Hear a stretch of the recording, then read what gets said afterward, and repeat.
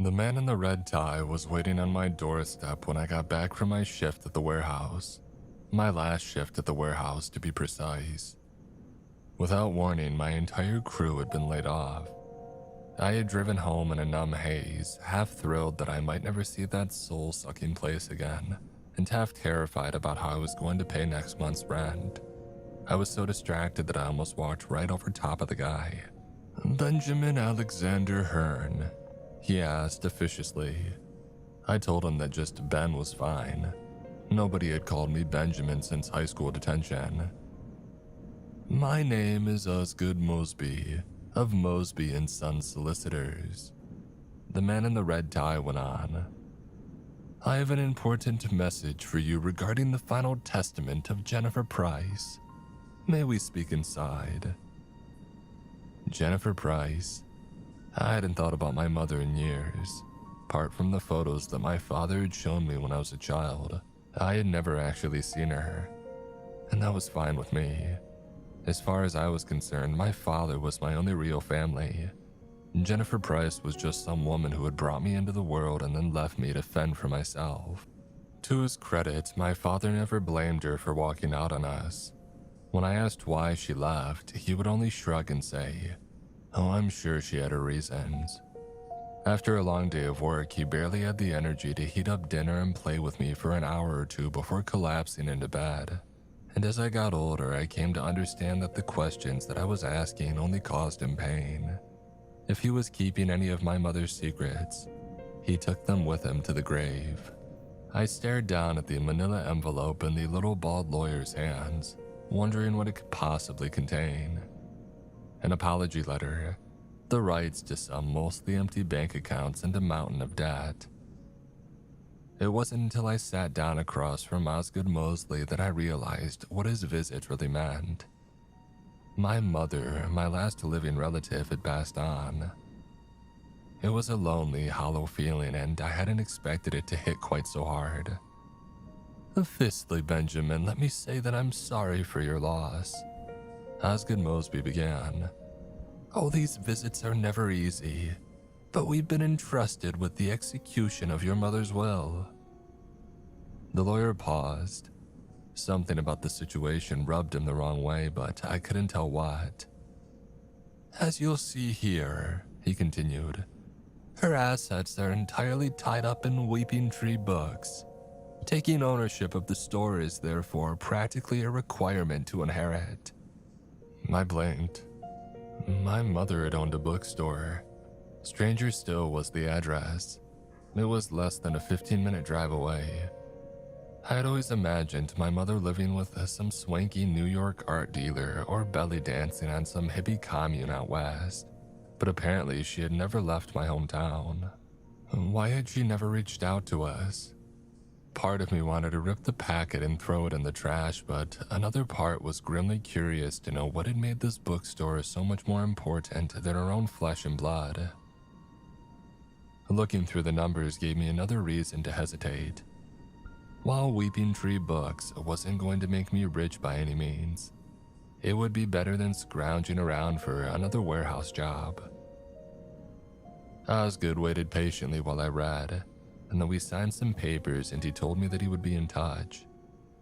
Something jangled in the bottom of the folder. "The bookstore keys," Osgood explained. "Ordinarily, I wouldn't leave them with you until everything is finalized, but this is hardly an ordinary situation. Enjoy the rest of your afternoon." With that, the lawyer stood, adjusted his tie, and left. As soon as I was sure that he was gone, I bolted to my car and sped across town to a place that I had never heard of. A little shop called Weeping Tree Books. The place wasn't easy to find. It was located in a maze of courtyard shops set back from the nearest street. If I hadn't been looking for it, I don't know how I would have even known that it was there. The other stores included an accounting firm, a nail salon, and a hole-in-the-wall Chinese restaurant. None of them seemed very busy, but I could see right away how the shop had gotten its name. There was a tall, gnarled willow tree in the center of the courtyard. I pressed my face against the window of the bookstore, but I couldn't make out anything in the dusty gloom. It felt like I was being watched, but the only living thing nearby was the enormous tree at my back. With a shiver, I turned the key in the lock.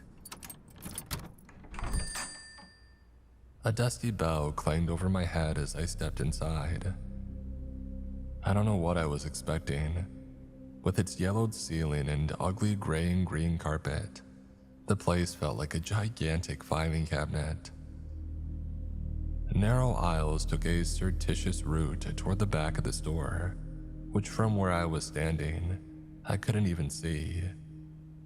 Behind the display shelves was a wooden counter, an old-fashioned cash register, and a door labeled "Staff." My throat tightened. I felt my heartbeat accelerate. If my mother had left anything behind, that's where it would be.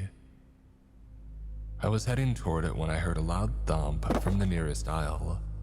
A book had fallen from a shelf.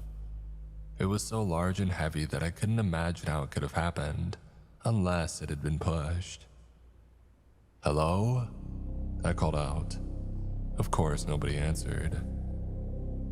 With the hair on the back of my neck standing up, I continued toward the staff room door.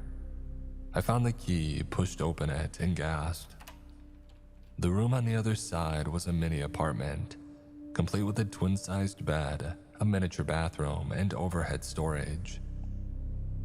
It reminded me of photos that I had seen of living quarters on submarines, rugged and almost cozy, in a claustrophobic sort of way.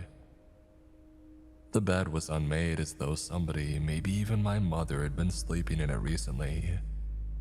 A woman's clothes were in the cabinets, and there were other signs of life as well. Clothes, perfume, toothpaste. A tiny wrinkled photo was stuck in the corner of the mirror. It was a picture of a baby. Of me. The strangest thing was the total absence of technology. There was no laptop or alarm clock, not even a phone charger. I pulled my own phone from my pocket and discovered uneasily that, even though we were in the middle of town, I didn't have any service. The dusty bell above the main door clanged. A customer. Now I was going to have to explain to them who I was, what I was doing there, and why the shop was in fact still closed. I took a deep breath and turned around. "You're not Jenny." The wispy voice came from a young girl in an old-fashioned dress. The evening sun at her back made it impossible to see her face, but her irritation was clear and a little frightening. I felt like I was being accused of something. Miss Price isn't available right now. We're actually not even open for business, so..." "Jenny said my order would be here. She promised." The girl took a step toward me and extracted something from the apron of her dress. Something bladed and razor sharp that glinted in the dying rays of sunlight. She had a knife. "I want my order." The girl repeated, shaking with anger. I was about to yell something about how I would call the police if she didn't leave, but my cell wasn't working, and even the fragile-looking child in front of me could do a lot of damage to me or herself with that sharp edge before they got here. I put on my dumbest customer service face and asked if she knew where Jenny usually kept the orders. "Beneath the counter, right there." She pointed, as though I might be too stupid to see it. I bent down and found a shelf labeled "Reserved."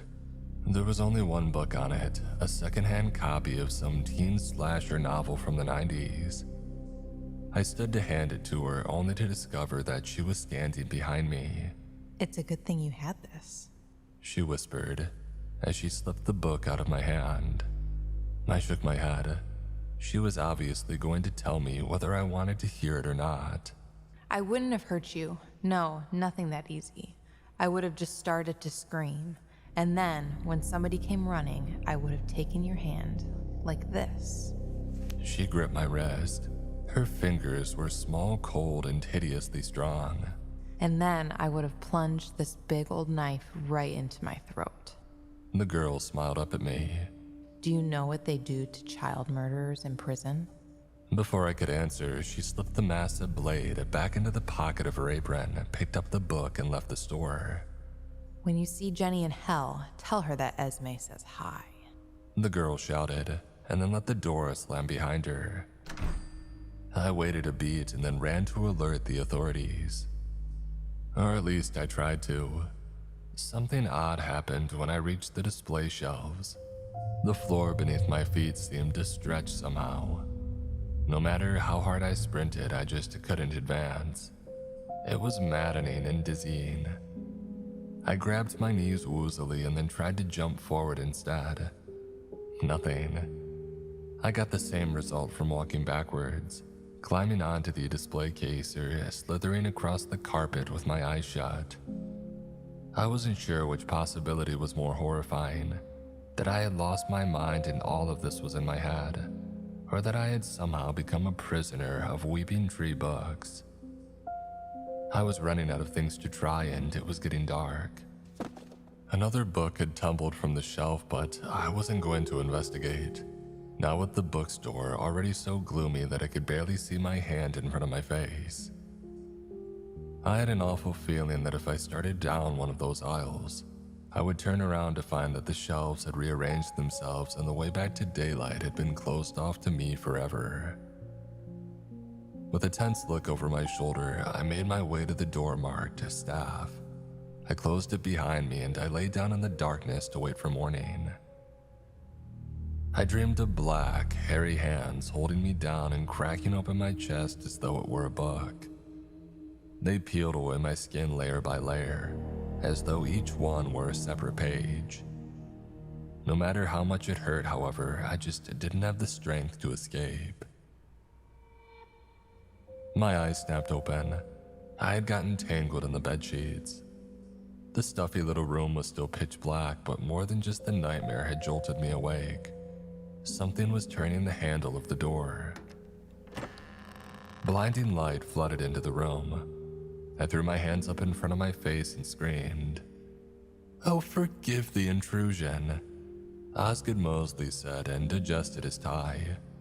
"Oh, when I didn't find you at home, I suspected where you might have gone. I suppose you've noticed that you're unable to leave." I thought back to the night before, to the ugly carpet extending beneath my feet, like some sort of horrible gray and green ocean. The memory made my empty stomach roll. I groaned and asked Osgood what the hell he was talking about. "Oh, you're the bookkeeper now. The store will not permit you to exit. Right now I suppose you're imagining yourself tunneling under the floor or breaking out through the ceiling. But whatever you're thinking, I assure you that another bookkeeper's already tried it and failed. The sooner you accept your fate, the better it will be for everyone involved."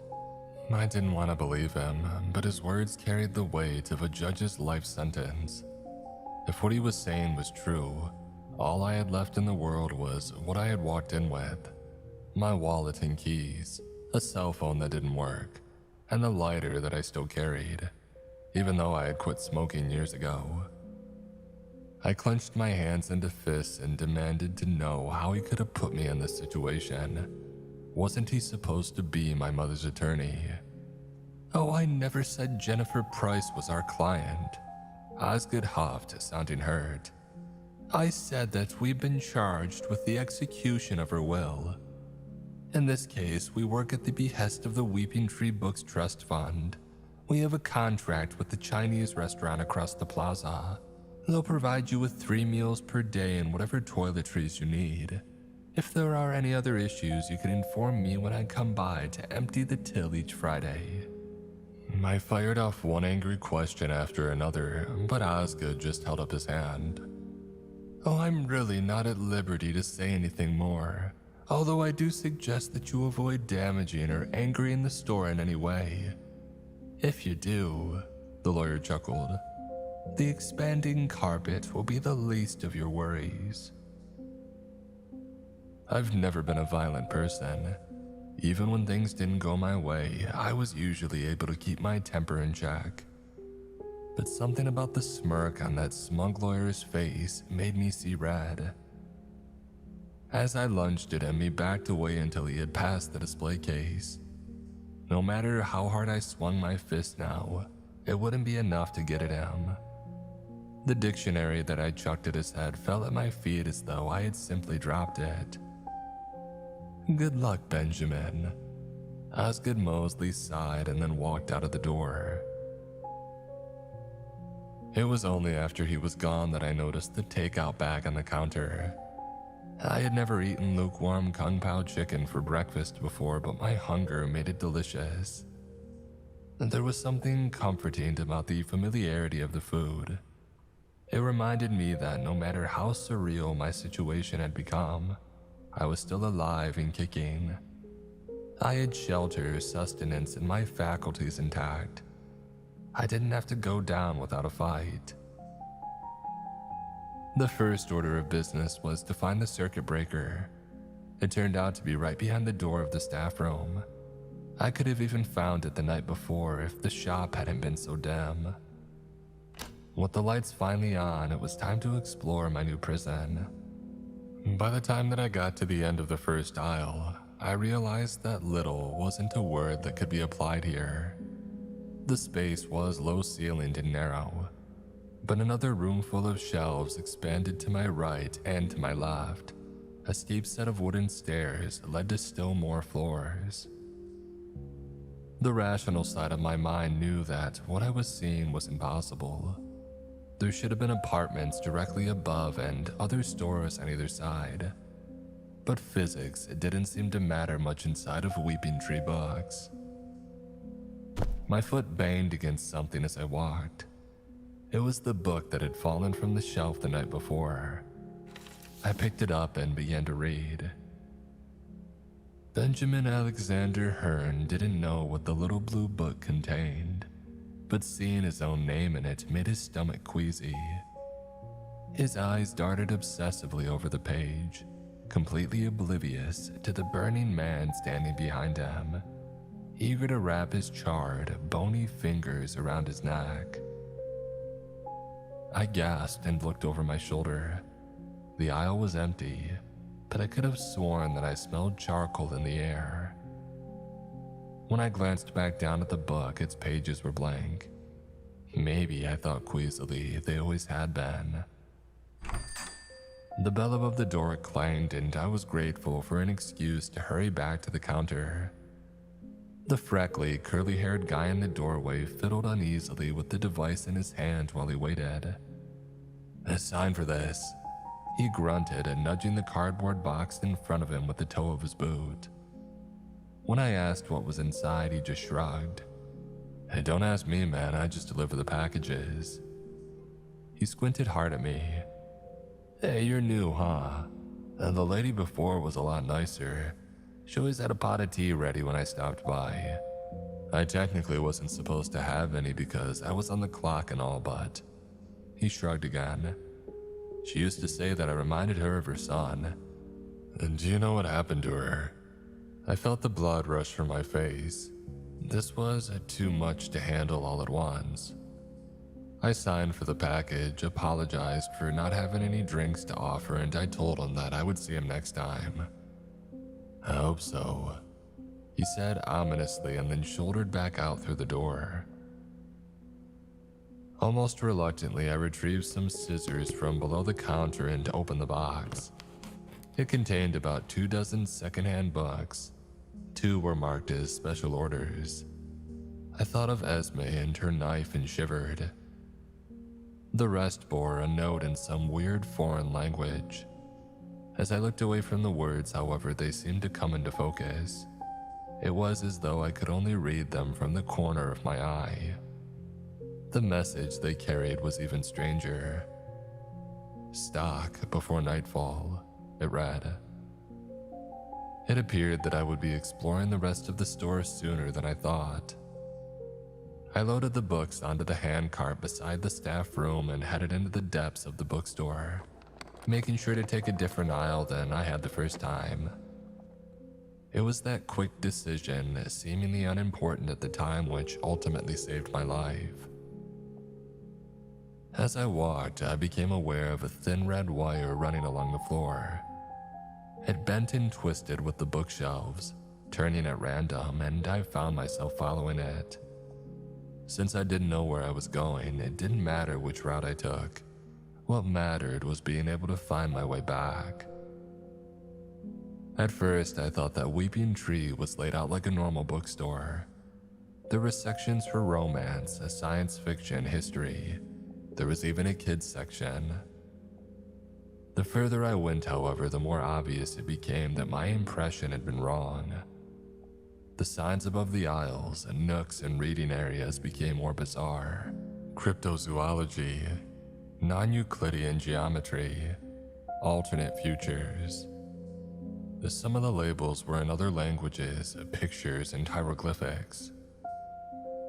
I wished I could stop and browse through some of them, but I was too busy looking for a section where the delivery books might fit. They all seemed to be old biographies of saints, although not from any religion that I had ever heard of. Sweat ran down my back, my hands were numb from hauling the handcart, and the lights overhead had started to feel like the sun of some sweltering desert. Most disturbing of all, I was no longer sure exactly how long I had been walking. It felt like hours, but it could have been more. The only thing that I was certain of was the red cable I was following along the floor. At some point, I heard a bang from inside the box. I hadn't hit any bumps, yet a book called The Agony of Saint Honora had toppled over. As I put it back in place, it shuddered eagerly in my hand. Stocked before nightfall, the note had said. I wondered what time it was. I picked up my pace, barely pausing to inspect the signs above the sections that I passed. Aruspice, eschatology. I sniffled. That weird, charred smell was back. There was a sort of haze in the air too, as though the shelves were filling with smoke. The Burning Man. The thought crossed my mind seconds before I saw him, a black shade wreathed in fire.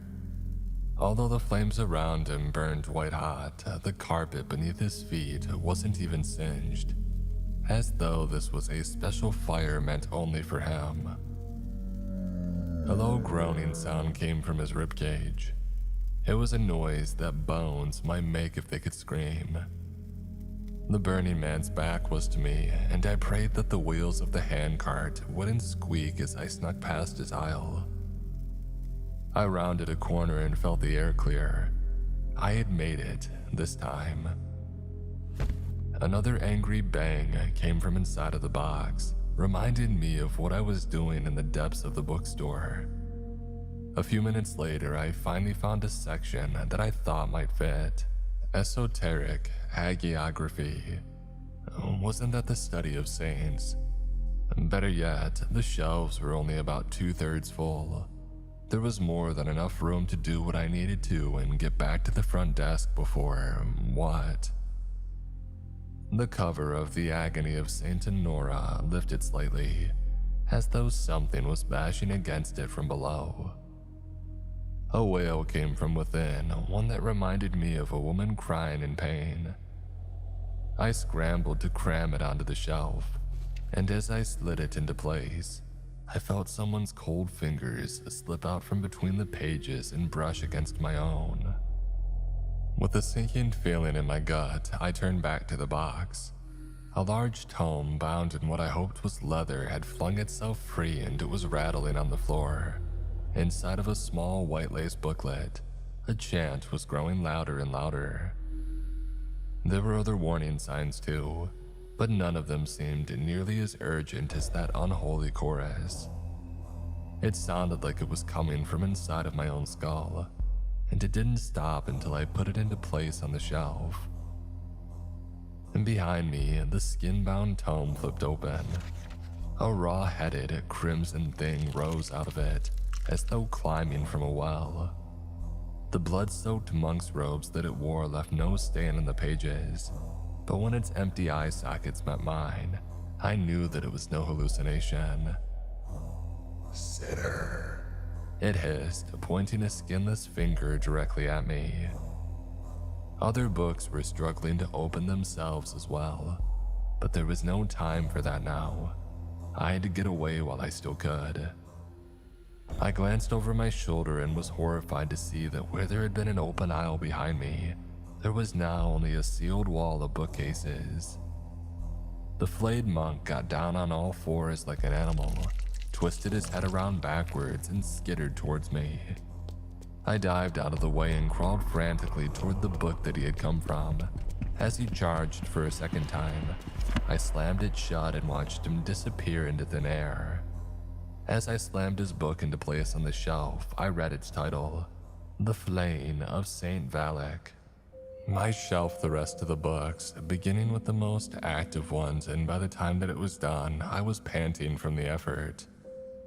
Who the hell would buy one of these awful things? I wondered, and what might they use it for?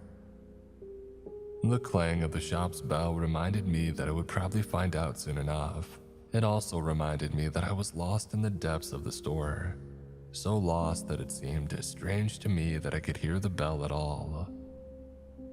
And then I remembered the red cable. It was there all right, even if it wasn't where I had remembered.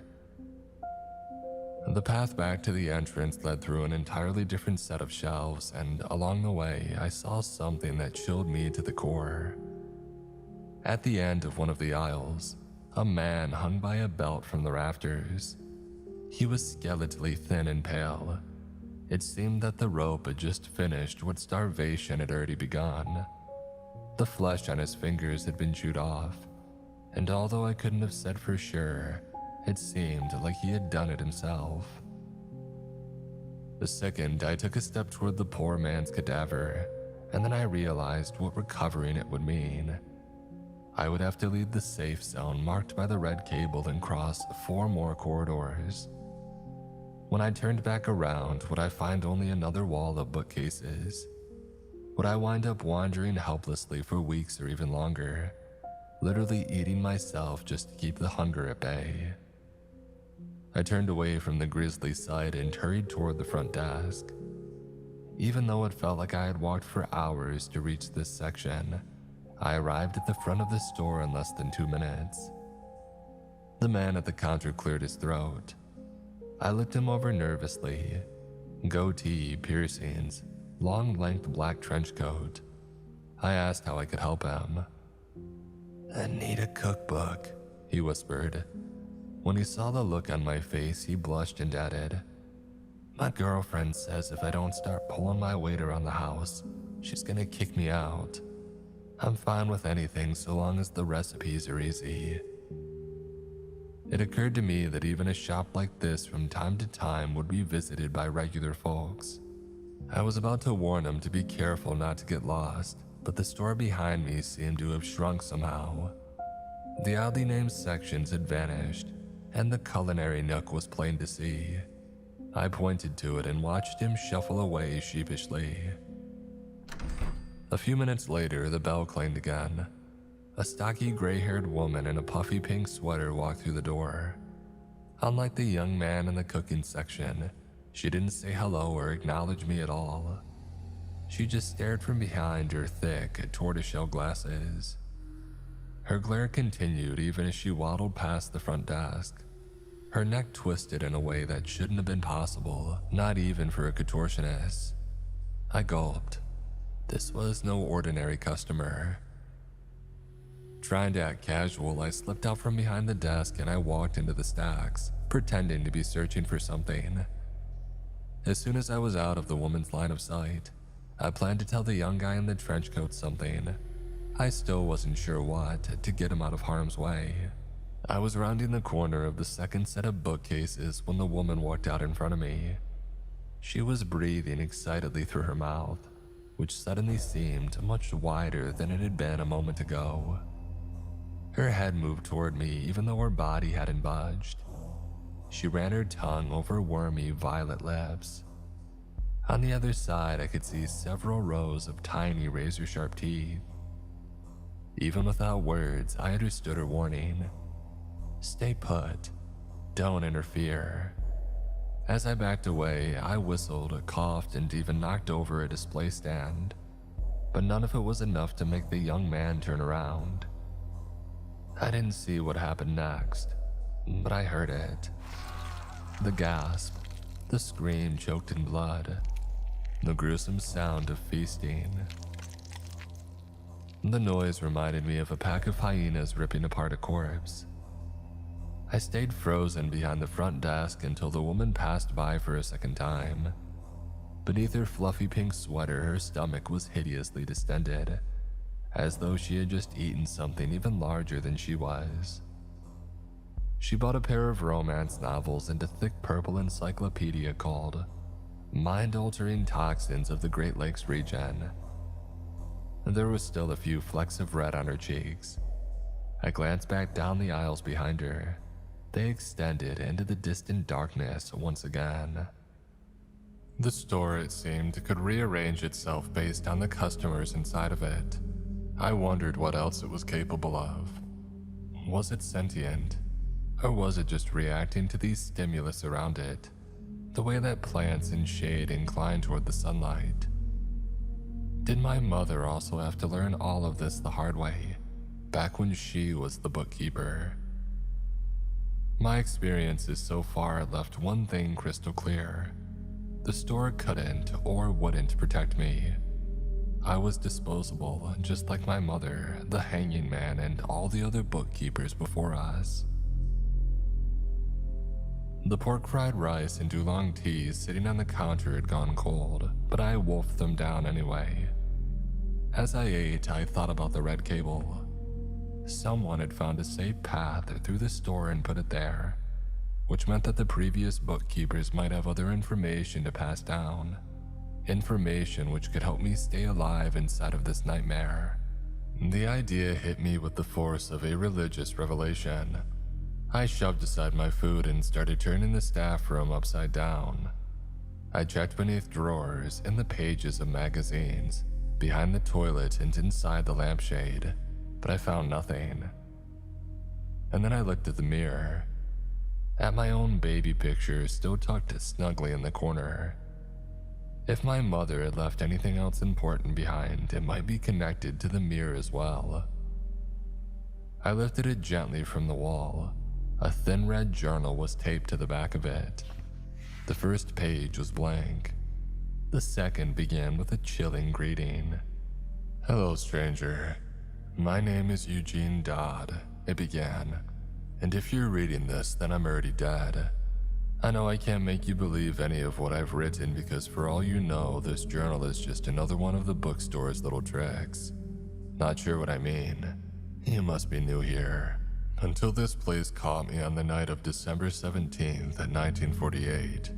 I was a club drummer with a 2-pack habit and a criminal record for theft, which kept me from getting a straight job.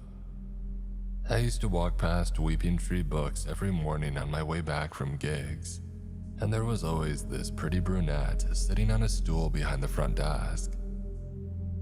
One morning when I was still drunk from the night before, I decided that I ought to go inside and talk to her.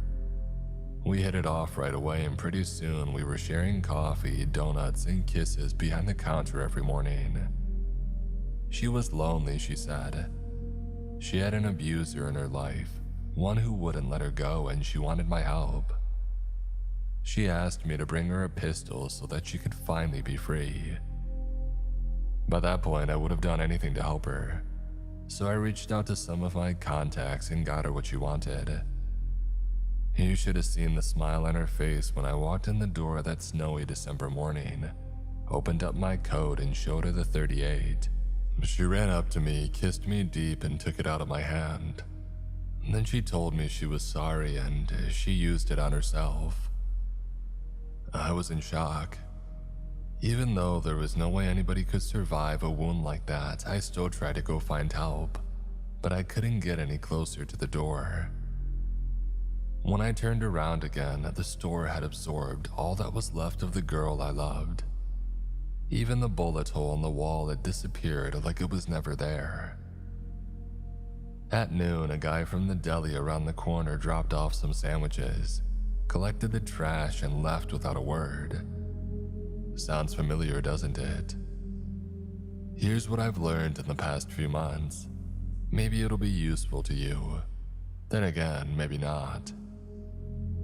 Weeping Tree Books has been around since 1862 at least, but its history probably goes back a lot further than that. I only know that date because of a rolled up newspaper in the pocket of a skeleton that I found.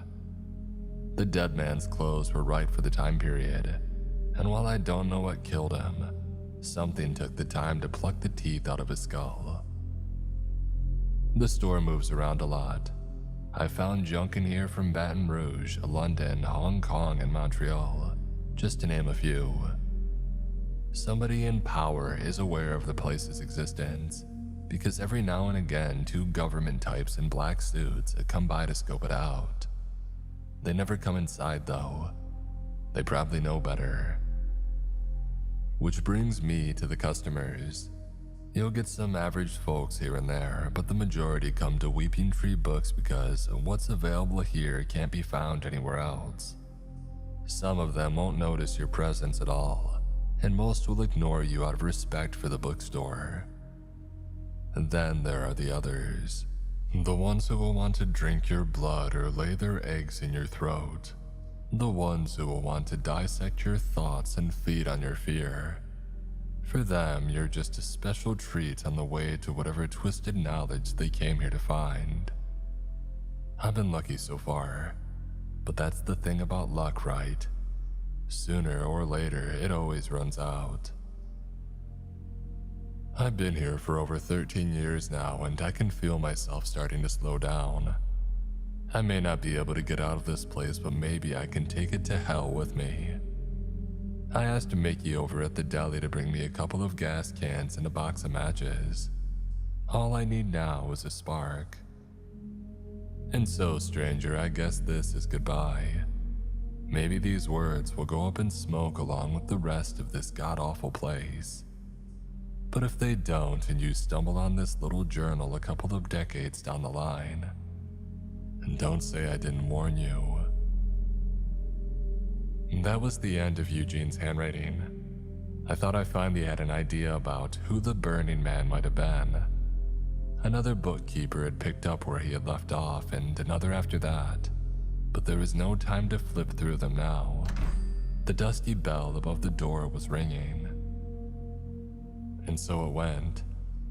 There were days when I had no customers. There were days when the demands of being the bookkeeper left me aching and exhausted. For every ordinary customer, there were a dozen who were more or less than entirely human. Their requests sent me scurrying to the depths of the bookstore, places where the shelves stretched too high to see or where the stairs spiraled down into a cold, damp darkness that seemed to have no bottom. I got to know John, the long-haired teenager who had brought me my meals from the restaurant across the square. He seemed to understand my situation and offered to cook my meals rather than just bringing me leftovers. After trying his attempts at French toast and spaghetti, however, I decided to stick to the menu. In my free time, I read everything that I could get my hands on, but especially the journal that I had discovered behind the mirror.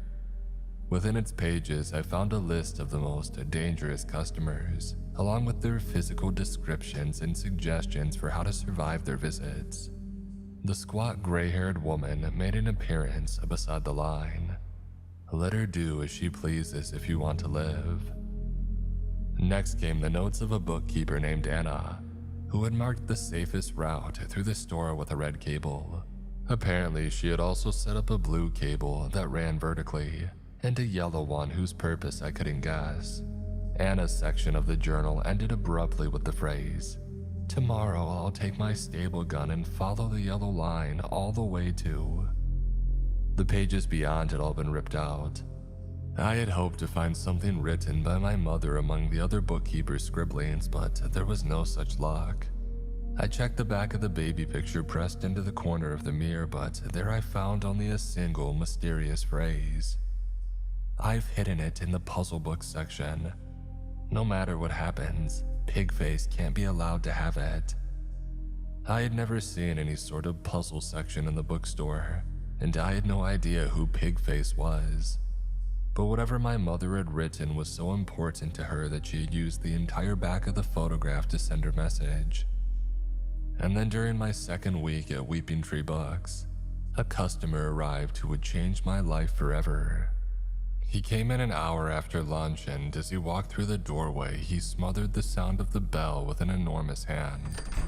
Despite his immense size, he moved silently.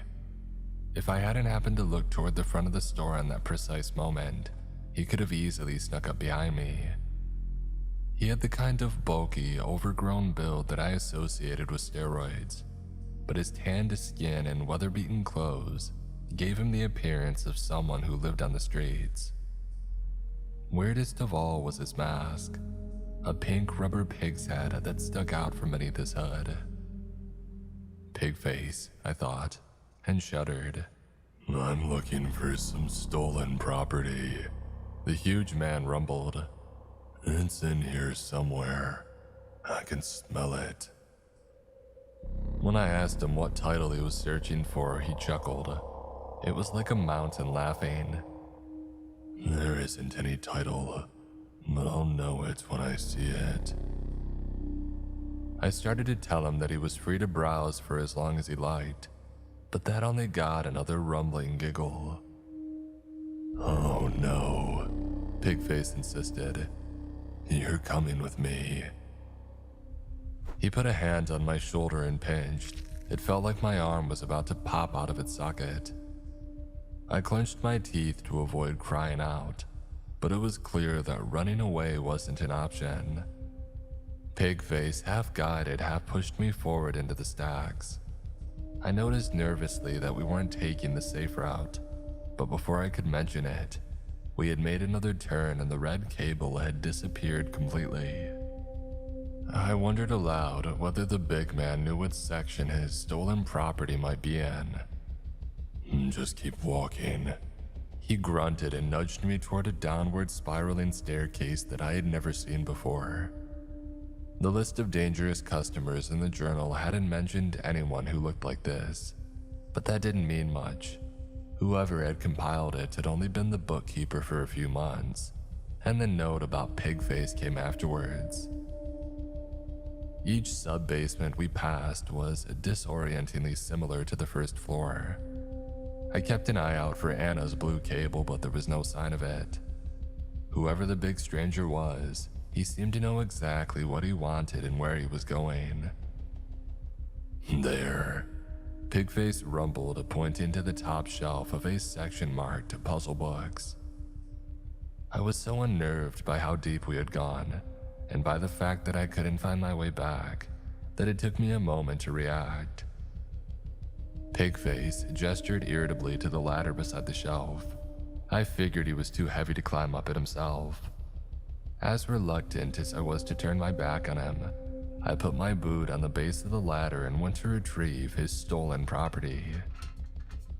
The top shelf was higher than it had looked from below, and the stranger's large size distorted the dizzying view downward. The ladder wobbled uneasily as I grabbed the book that Pigface was pointing to. It was a beautifully embossed volume that looked like it could have been a collection of fairy tales, and I couldn't resist taking a quick peek inside.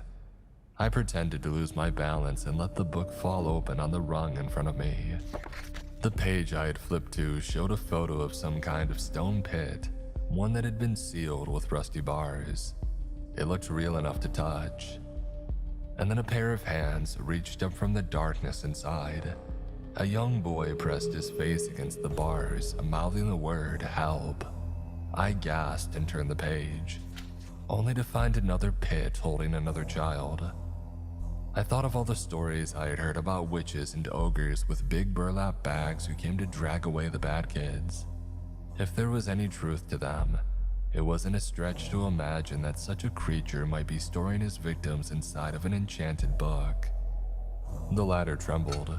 Pigface had grabbed it, and now he was jabbing his finger up at me, ordering me to throw him the book right now. I shook my head and told him that I would be down in a minute. Pigface kicked the ladder. I hugged the rungs with one hand and clutched the book against my chest with the other. It was my only bargaining chip. Once the big man got it, he could do whatever he wanted with me. If I was lucky, I might end up in one of those cells between those beautifully etched pages. I threw myself against the nearest shelf. Its ledge was barely wide enough to support my sweaty fingers. "There's nowhere to run. If you come down now, I promise that I'll make it quick." I looked left, right, and then at the perilous drop below. Pigface was right, but I wasn't going to admit it. I scooted along the ledge while he followed down below, waiting for me to give in to the inevitable. He was too big to climb up after me, but I figured it was only a matter of time before he decided to knock over whatever shelf I was clinging to. And what would happen then? I scrambled diagonally and down, making sure to stay beyond the reach of these strangers' freakishly long arms. My eyes started up to the single incandescent light bulb illuminating this particular nook of the bookstore, and it gave me an idea. I flung the first hardcover I grabbed at the bulb, and when it shattered, I leapt to the floor in darkness. A shower of other books tumbled down behind me, but I didn't hear any sounds of pursuit as I crawled around the corner and got to my feet. I couldn't even hear the big man's breathing. Where had he gone? A hand clamped down on my face. "Bet you didn't know that I can see in the dark." Pigface tightened his grip on my face a little, but the pressure was enough to make me scream. His free hand closed around his property and all of the captives within. I sniffed. Shortly after the bulb had shattered, I had become aware of a faint smoky smell wafting through the aisles. I spotted a faint orange flicker. The Burning Man. "Eugene!" I shouted. "Help!" Through a gap in the books, I saw the fiery corpse pause. And then everything seemed to happen at once.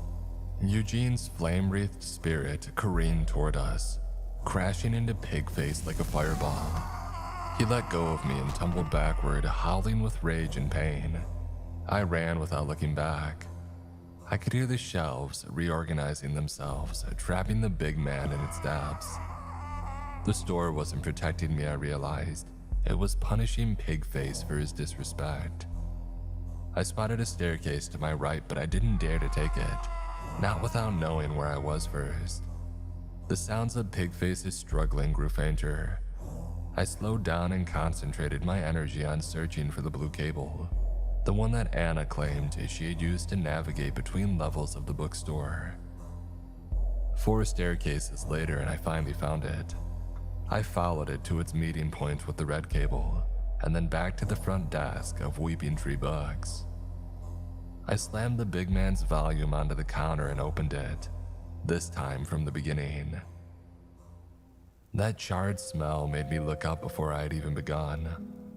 Eugene stood at the far end of the aisle holding something in his hand. He flung it toward me and then walked back into the stacks, leaving behind only a smoky haze and a flickering orange glow. After he had gone, I approached and retrieved it. It was a key. Its tip was black as though dyed by ink, and the sight gave me a mad, impossible idea. And then again, these photos of caged pits, these children trapped between the pages of a book. Wasn't that just as crazy? Maybe an insane problem demanded an insane solution. Working fast, I flipped to the first picture that showed one of those awful prisons. A padlock was clearly visible beside the bars. I lowered the key toward it and felt it sink into the page. I twisted it in the lock and then did the same for each cage on the following pages. I was rewarded by the sight of scampering feet and grinning faces. The children were finally breaking free. At any moment, I expected to see Pigface emerge from the depths of the store, covered with hideous burn wounds and roaring for vengeance, but the bookshop stayed silent. It had swallowed him, just like it had swallowed so many others. I knew that I might never learn the truth about how my mother was ensnared by Weeping Tree Books, or what happened to her afterwards. But after so many years of bitterness, I finally felt at peace with her memory. I had fulfilled her last request, one that she had entrusted me to find in spite of the nightmarish circumstances. In a few hours, John will come by with some egg rolls and shrimp fried rice. I'll read a few more chapters of The Long Goodbye, and then crawl into bed before it gets dark. I've learned the hard way not to wander around the store at night. Tomorrow, I'll begin my search for Anna's yellow cable and the missing pages of Eugene's journal. There's no guarantee that it will lead to an escape from Weeping Tree Books, but I've got all the time in the world to find out.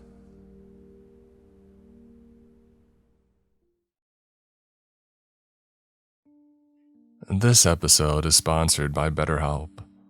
You ever notice how financial stress doesn't just stay about money? It kind of bleeds into everything. Your mood, your sleep, your relationships. I've definitely had moments where I felt completely overwhelmed just trying to figure things out. Like no matter what I did, I was always a step behind. And I think a lot of people feel that way. The thing is, struggling with money doesn't mean that you failed. Sometimes it just means you're dealing with a lot, and you haven't had the right support yet. That's where therapy can actually help. Not by giving you financial advice, but by helping you manage the stress and anxiety that could come with it. It can help you understand your relationship with money, build healthier habits mentally, and just feel a little less alone with it. BetterHelp makes it easier to get started.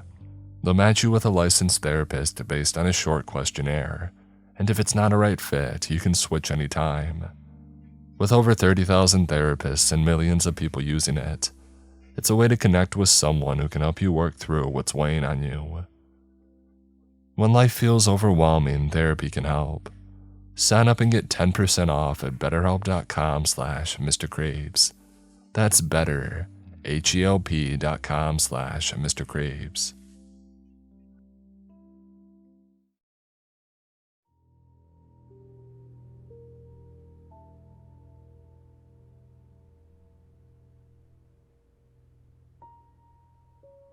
Whenever a new client walks into Weeping Tree Books, I've learned to just smile.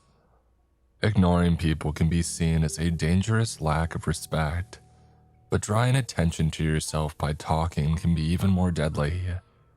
A nice quiet smile is the best middle ground.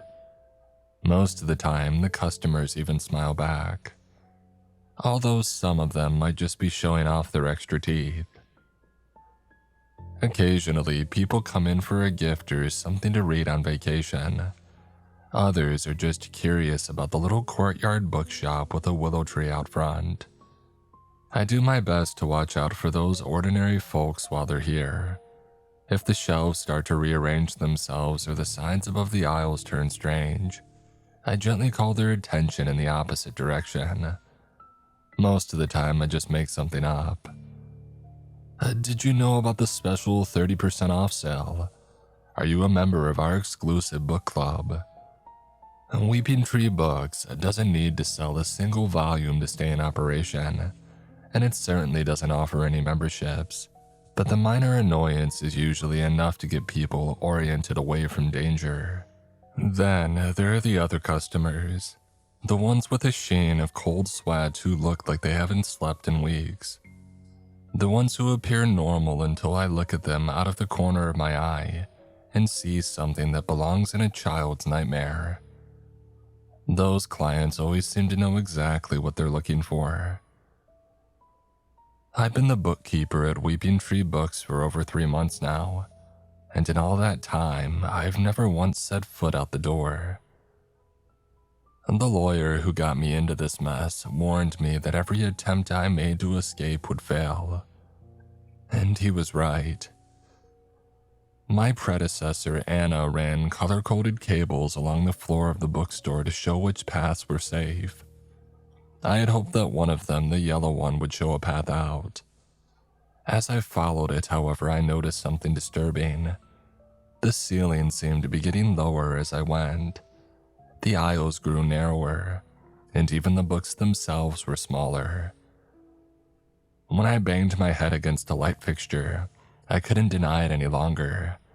I was being led into some sort of tunnel. 20 minutes later, I was crawling on my knees. The volumes lining the shelves around me were as small as post-it notes. I was slithering on my belly when the corridor finally opened up into a larger room, and that's where I found the bodies. One woman and 2 children. Their clothing was from another era, but their wounds were so fresh that they might have been butchered only moments before. The cuts had been made by a small blade and maybe a pocket knife, and I could still see the shock and fear in the poor boy's wide, glassy blue eyes. The woman was clutching something in her hand, a heart-shaped locket that held black and white photos of herself and another man. EKS read the initials beneath her name. ALM read his. Whoever ALM was, his body was nowhere to be found in the gruesome menagerie around me. Meanwhile, the aisle up ahead was even tighter, and unlit by a single light bulb. As I approached, I would have sworn that I felt a warm, moist wind, like someone's breath blowing out of it. I wasn't going to follow the yellow cable a single step further. Even if freedom was on the other side, I knew that there was no way I could force myself to move ahead into that narrow, suffocating, hungry darkness. Since then, I've accepted my fate. I told myself that I get 3 warm meals a day and a place to sleep, and that there are plenty of people who do worse work for a lot less. I could have gone on believing that forever, if it hadn't been for a girl named Amy. I met her a few days after Thanksgiving. It was a slow afternoon with no deliveries to stock and a cold rainstorm battering down in the courtyard outside. Even the willow tree looked miserable.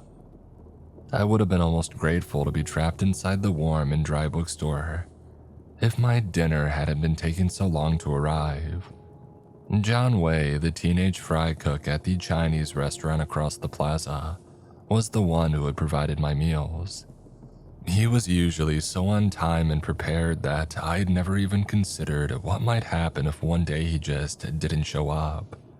Since I was unable to leave Weeping Tree Books, I had no other way to feed myself and no guaranteed visitors apart from the lawyer who came by each Friday to collect the week's profits. I caught myself glancing over my shoulder at the stacks, something that I usually tried not to do, especially if I felt like I was being watched. But hunger and nervousness had altered my routines. The safest part of Weeping Tree Books was where I sat, right between the front desk and the staff room where I slept. Yet I found myself pacing the aisles, flipping irritably through one cheesy romance novel after another. Where the hell was John? Someone cleared the throat behind me. Startled at first, I relaxed when I turned all the way around. There he was, a slicked back black hair, a mischievous smile, and a steaming plastic bag of Chinese takeout in his hand. Finally, I sighed. I was starting to get worried. The words died in my throat as I realized that I hadn't heard the dusty bell above the front door ring as John walked in. Whatever was standing in front of me held out the bag of food and smiled even wider. It hadn't blinked once. I backed away slowly and it matched my speed. I turned to run and it opened its mouth wide. And the dusty bell above the bookshop door clanged. I blinked. There was no uncanny duplicate of John Wei lurching toward me, opening its mouth constrictor wide to swallow me whole. Either I had imagined the whole thing or whoever had walked into the store had just saved my life. Ben? A tense female voice called out. This is for you. John's sick. He asked me to bring your dinner over. With her red nose and puffy eyes, the girl standing at the front desk wasn't exactly a picture of health herself. She set a bag of food down on the counter, stepped back a good distance, and sneezed into her scarf. Now that I was over my shock, it was clear that I was looking at a slimmer, more feminine version of John, I'm Amy, the girl explained. John's older sister. I nodded, completely forgetting to say thank you. It took me a moment to realize that Amy hadn't waved goodbye and left. She was still watching me curiously, hands stuffed into her pockets while she rocked on her heels. So, a long shift, huh? She commented, looking at the empty bookstore and the ticking clock above the staff room door. The longest, I grinned. Sometimes it feels like it'll never end. I fumbled for something to say and then added, I didn't know John had a sister. That got a laugh. Oh, we might look alike, but we don't exactly get along, and besides, I was away at college until recently. Amy blushed, suddenly looking like she would have preferred to be almost anywhere else. Well, see you around, I guess. I spiced up your dinner a bit. I hope you like it. With a final sneeze into her scarf, Amy hurried back out into the rain. I wasn't sure what she had done to my chicken, but it was the best thing that I had eaten in weeks. As I stared into the darkness of the staff room that night, I found myself hoping that it would take John a while to recover. The next day dawned less rainy but just as gloomy. I was disappointed to find that Amy had left my breakfast on the doorstep earlier that morning. I told myself that she must have woken up early to get a head start on her college work. It was better than the possibility that she was avoiding me. Around 11, a large shipment of botany guides arrived and had to be stocked, which meant that I had missed Amy's lunchtime visit too. Then in the afternoon, a customer had arrived who drove John's sister from my mind completely. He was bald and well-built, wearing a brown leather coat and jeans that looked like he had just bought them off the rack. He gave me a brief nod when he came through the door, and he headed directly to the depths of the shop. That set off my alarm bells immediately. If there was one thing that I was sure of, it was that the further one ventured from the front desk, the stronger the strangeness became. I hurried after the guy to warn him, only to find that he had disappeared. Unlike most of the other ordinary clients, the guy seemed to know the layout of the place already. But when he still hadn't reappeared after 2 hours, I started to get worried. It was a relief when I finally heard his quick steps coming down the aisle, but I did wonder what he had been up to for so long back there. Find what you were looking for? I asked. Not today, the guy shrugged, and then left without another look back. Not today. It was an odd comment, most of all because it implied that he would be back. Weeping Tree Books rarely had repeat clients, although whether that was due to amnesia of the shop or just due to the fact that there wasn't much in stock for regular humans, I couldn't have said. Half an hour after the man in the leather jacket left, there was another odd occurrence, one that might have meant everything or nothing. A 20-something redhead in a black overcoat entered the plaza, walked around it in a slow, deliberate circle, and then left. He might have been lost, but he wasn't following the navigation on any phone, nor did he ask anybody in the nail salon next door for directions. I couldn't shake the feeling that his weird behavior and the man in the brown jacket were related, but I had no idea how.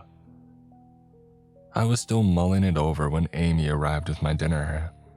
Once again, she hesitated before walking out the door. Sorry I left in such a hurry yesterday. It's just when we started talking about school. Amy took a deep breath. The truth is that I quit. The work, the pressure, it was just too much. Everyone is kind and sympathetic in telling me to take my time, but I can tell they're disappointed. My parents, they had so much invested in me, And now... Hey, at least you're not stuck working in a bookstore for the rest of your life, I offered. I guess it's true. There are always worse places you could be. Amy perked up. Have you got any recommendations? How could I tell her that the last book I had flipped through was over a century old, written in symbols rather than letters, and appeared to be about how to manipulate the weather? And before that, I tried to find some relaxing images of nature in a photo guide for the modern hunter. Only the first picture, however, had been taken in the woods.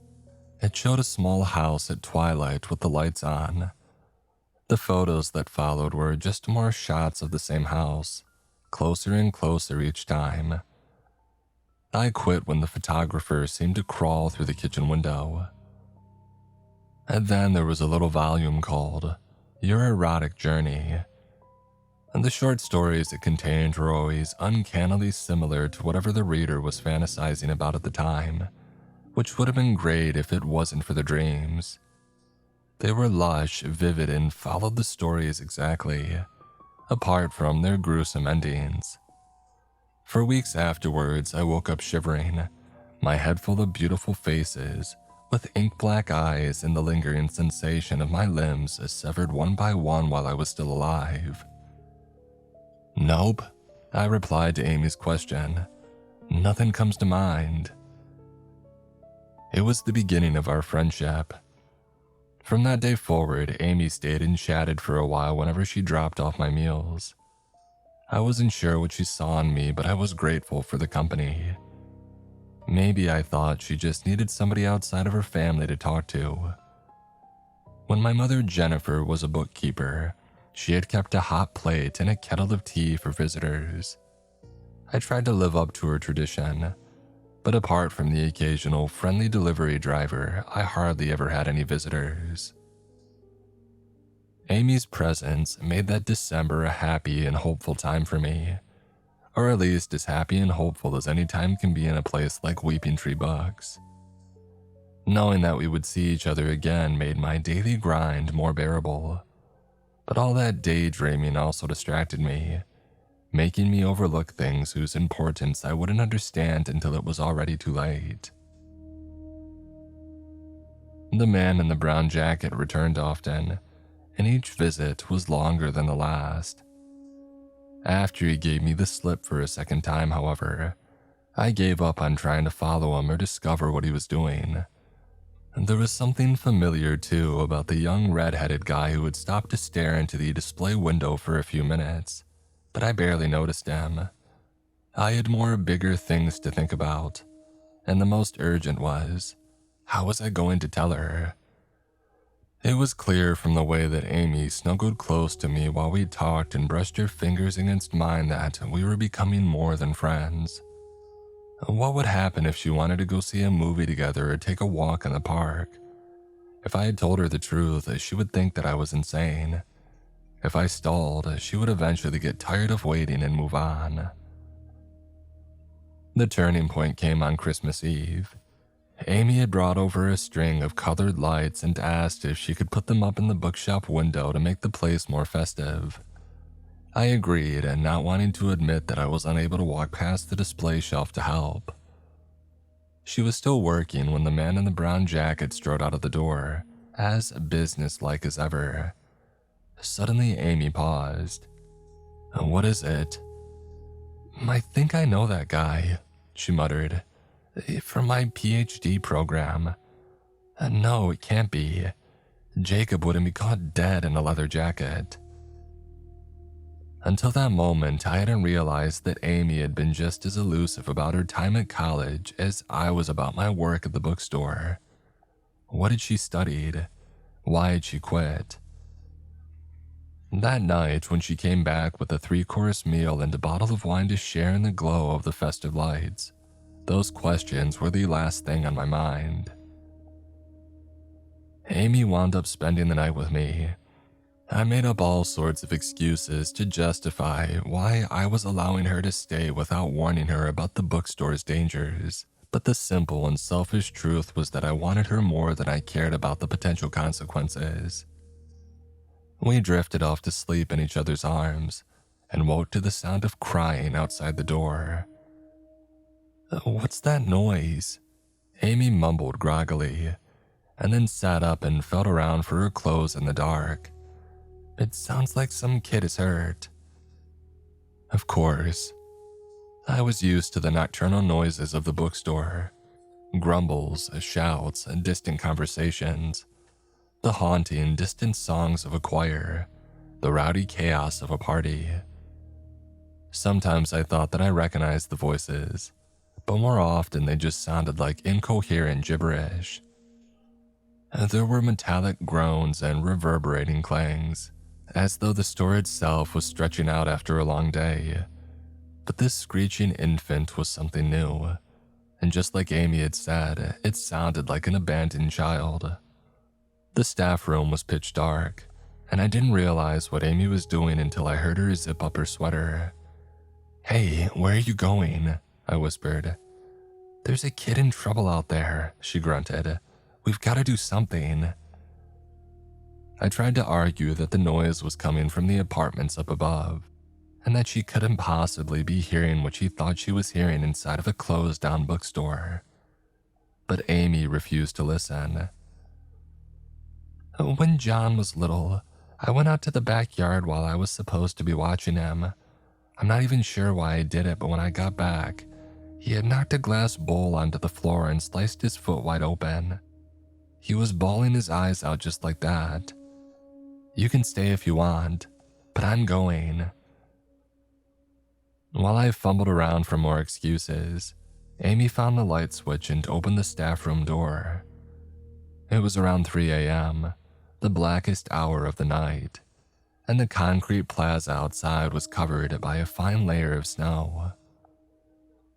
The crying seemed to be coming from 2 or 3 aisles away, and Amy was already hurrying toward it. A heap of white sheets lay between the shelves. Something wiggled underneath. "Amy, stop!" I hissed, grabbing her wrist. She had dragged me halfway down the aisle toward the pile when the wrongness of the whole thing finally seemed to dawn on her. The bookstore's eerie yellowish lights, the lateness of the hour, the presence of that squirming bundle, with no sign of how it had come to be there or why. Whatever was beneath the blanket must have noticed our presence as well. After a few more half-hearted cries, it had stopped whimpering. It was waiting for us to come closer. When no one moved, the bundle of white cloth inched tentatively in our direction. Amy took a nervous step back, and suddenly it was scrambling toward us with a predator's speed, crying not from pain but from the thrill of the hunt. Amy and I crashed into each other in our mad dash for the staff room door. We closed and barricaded it behind us, but I wasn't sure if it would be enough. I usually survived the nights in Weeping Tree Books by laying low and not drawing attention to myself, not by having some sort of defense system. Something slammed against the door hard enough to rattle it. Amy and I braced it with our backs and felt the second slam reverberate through our bones. I didn't think the hinges could survive a third blow. The bookstore fell silent, and then we heard it, a low, moaning cry, trying to lure us out once more. After what felt like an eternity, it gave up, or at least seemed to. The only noise was the rumble of the heating system and our own panting, frightened breaths. What the hell was that? I told Amy everything. If there was ever a time that she might believe me, it was now. To my surprise, she accepted the whole story at face value. As some of the stuff you're describing reminds me of the scary stories that my grandmother used to tell. She used to swear that they were true, and she was no fool. Besides, Amy added, the idea of a bookstore that defies the laws of physics, it's actually not too far off from what I was studying. Amy explained that Dr. Balash, her thesis mentor, specialized in the study of anomalies in physics, places where gravity seemed to work the wrong way or that it measured larger on the inside than on the outside. He saw himself as a champion for truth, disproving what he considered to be crackpot conspiracy theories and bad science. I always got the impression that Dr. Balash actually had 2 lines of research, a public one that he shared with the world, and a private one that was limited to just a few of his preferred students. like Jacob. At the time, I felt awful about not being admitted to his inner circle, but looking back, I'm almost grateful. The more time that passes, the more it feels like a cult. There was no way that Amy and I were getting back to sleep after what we had just experienced, so we talked until we saw daylight through the crack beneath the door. When Amy yanked it open, I held the chair at the ready just in case. But there was nothing on the other side apart from an abandoned white sheet and some fresh, fingernail-sized scrapes on the door. "If you don't want to come back," I told Amy. "Trust me, I understand." "Are you kidding?" Amy shook her head. "This is the most incredible thing that I've ever seen, and it was right across from my parents' restaurant all along." For an awful moment, I feared that the store would trap Amy on her way past the display case, just as it did for me. But then she was out in the snowy plaza waving at me through the cheerful lights that she had hung up in the bookshop window. She headed back toward the restaurant to get to our breakfast, and I put some water in the kettle for our tea. I was about to turn the hot plate on when all hell broke loose. The dusty bell swung wildly as a boot crashed into the front door of Weeping Tree Books. It was the man in the brown leather jacket with a gun pressed against Amy's head. The young red-headed guy followed after him, along with a short-haired woman in round spectacles who I had never seen before. "Jesus, Jacob," Amy screamed. "What the hell are you doing?" The man called Jacob gestured at me with his pistol. "Do as you're told and nobody gets hurt," he snapped. I lifted my hands. The whole thing felt unreal, like I was playing a part in some old movie. "There isn't much in the till," I informed him, "but you can have it all." The redhead and the woman in the glasses looked at each other and laughed. "Money? You think we're after money?" Jacob jabbed his pistol toward the interior of the bookstore. "There's stuff in there that's worth more than all the silver and gold in the world combined. But you know that already, don't you? I want you two lined up 10 feet ahead of me on the blue cable. We're gonna take a little stroll. If one of you tries to run, I shoot the other. How's that for a deal?" I followed Jacob's orders, trying to arrange my thoughts. Although our captor made a big show of waving the pistol around, I could tell from the tense and practical way that he held it that he wasn't used to firearms. He was, however, aware of the blue cable that served as a guide through the dark fathoms of the bookstore. I wondered how much more he knew. Before long, the plaza outside the window disappeared from view. Wherever Jacob was taking us, I had a feeling that it would be a while before we got there. How long had his last trip into the bookstore last? 6 hours, even more. "Did Dr. Balash put you up to this?" Amy had asked. And Jacob answered right away, forgetting his own orders to keep silent. "Balash," he snorted. "You've got to be kidding me. He's been hoarding information on places like this for years, and he never once considered how useful it might be. When I think about all the hours that I spent under his thumb, calibrating instruments and doing research that would never see the light of day, well," Jacob smirked, "all that wasted time did have one benefit. I met you." "What are you talking about?" Amy demanded. "Places like this leave an electromagnetic residue that Dr. Balash's tools are designed to measure. You didn't notice, but when you walked into his office for the first time, all the gauges went off the charts. Otherwise, I never would have been able to convince him to admit you into the program." Jacob laughed at Amy's stunned silence. "What, you thought you made it into a top physics program at a top university on merit alone? The only thing Balash and the rest of us wanted from you was this location, and now we've got it." He waved his pistol around as though trying to reassert his authority. "Now keep walking." Although I ventured into the depths of Weeping Tree Books every day, I never quite got used to the experience.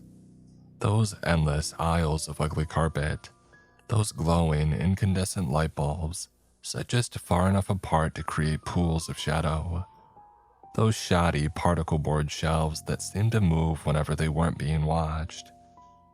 And above all, the lingering, inescapable sensation that something was following, on the ceiling, around a corner, somewhere just out of sight. Most people couldn't stand it for more than a few minutes, but Jacob and his crew hardly seemed to notice. I wondered whether it was because they had been in places like this before, or if they were just too fixated on finding whatever they were looking for to notice. My legs were beginning to ache by the time that we encountered the red cable at the top of a spiral staircase. Here, Jacob informed the others. His crew stopped, placed their black backpacks on the floor and paused for a break. Jacob tossed Amy and I a water bottle and some energy bars. You see, I'm not a monster, not as long as you both cooperate. We ate in silence and then continued down the stairs. That oppressive feeling of being observed only grew stronger. It was as though we were passing through the entrails of some enormous beast. I knew from experience that the further one wandered from the main floor, the less stable and more dangerous Weeping Tree books became. But were Jacob and his crew aware of that fact? The way they had taken out flashlights and rope during our break suggested that they were, but I doubted this trio of graduate students fully understood what they were getting themselves into. Still, it raised an uncomfortable question. If Jacob didn't need us to help him navigate the bookstore, then why had he brought us along at all? I lost count of how many floors we passed.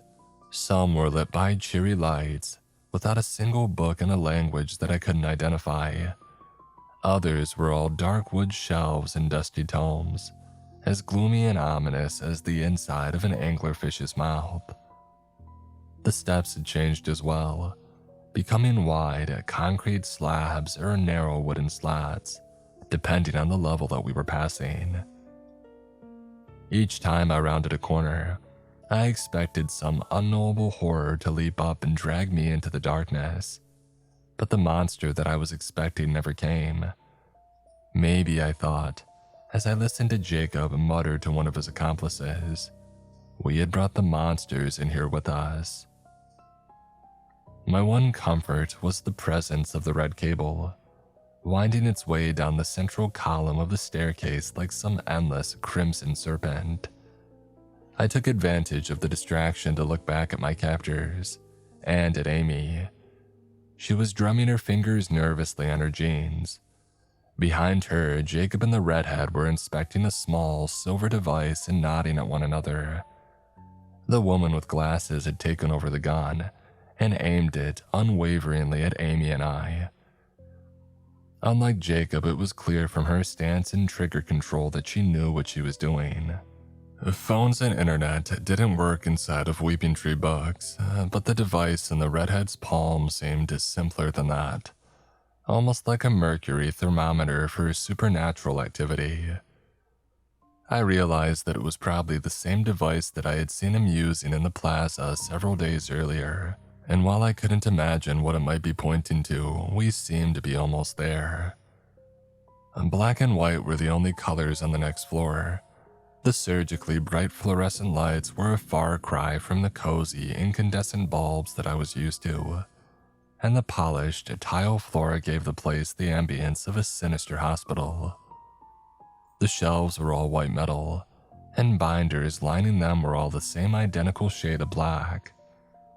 With my red sweater and khaki pants, I felt like an invader as we exited the stairwell. Suddenly, I wanted very badly to hold Amy's hand, or anybody's hand for that matter. This didn't seem like a place where humans should go. Jacob cleared his throat. I got moving. There was no text on the shelves here, nor any indication of where we should go apart from the redhead's weird device. I kept glancing back at the stairs, hoping that they wouldn't just disappear. The total silence magnified the echo of pages turning up ahead.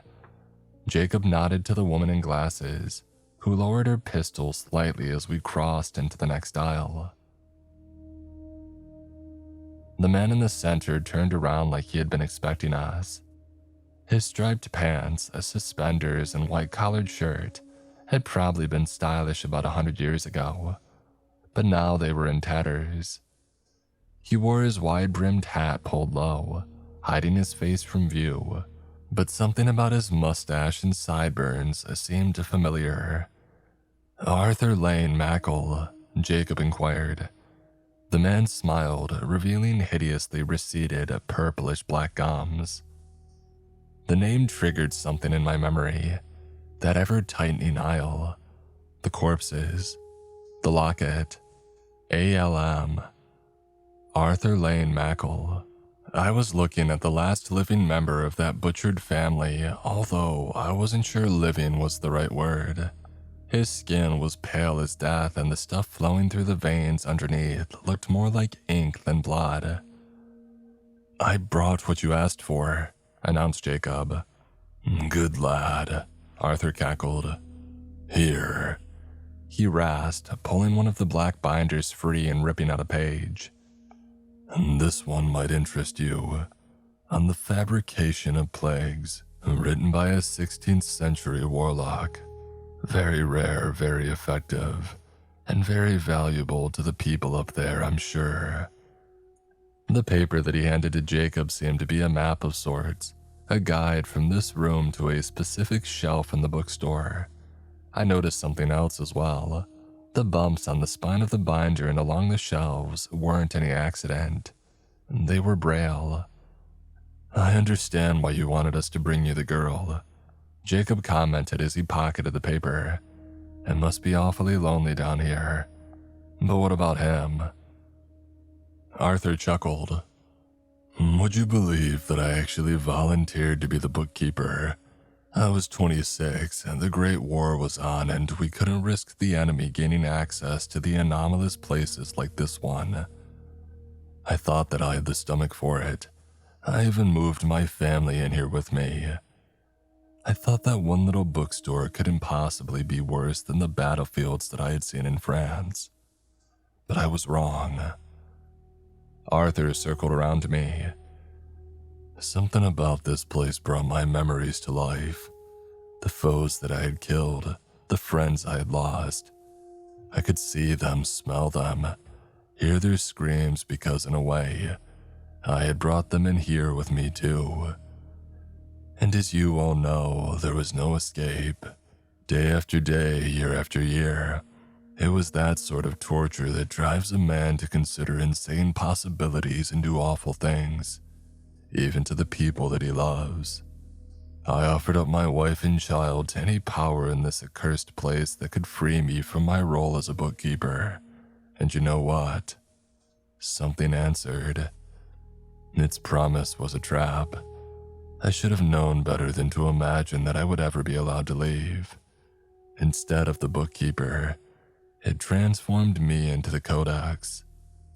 I know the location of every volume in Weeping Tree books, and yet I cannot read a single one." Arthur removed his hat, revealing a pair of black pits where his eyes had once been.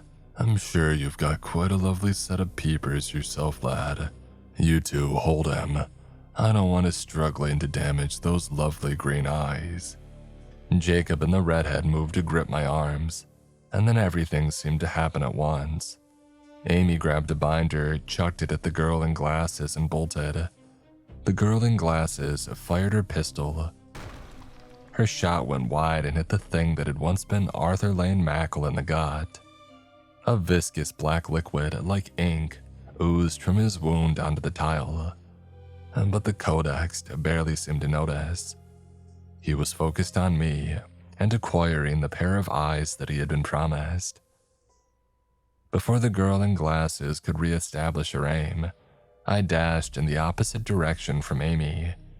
It would be harder to catch both of us, I figured, and eventually I could circle back around, provided of course that I didn't get lost or caught.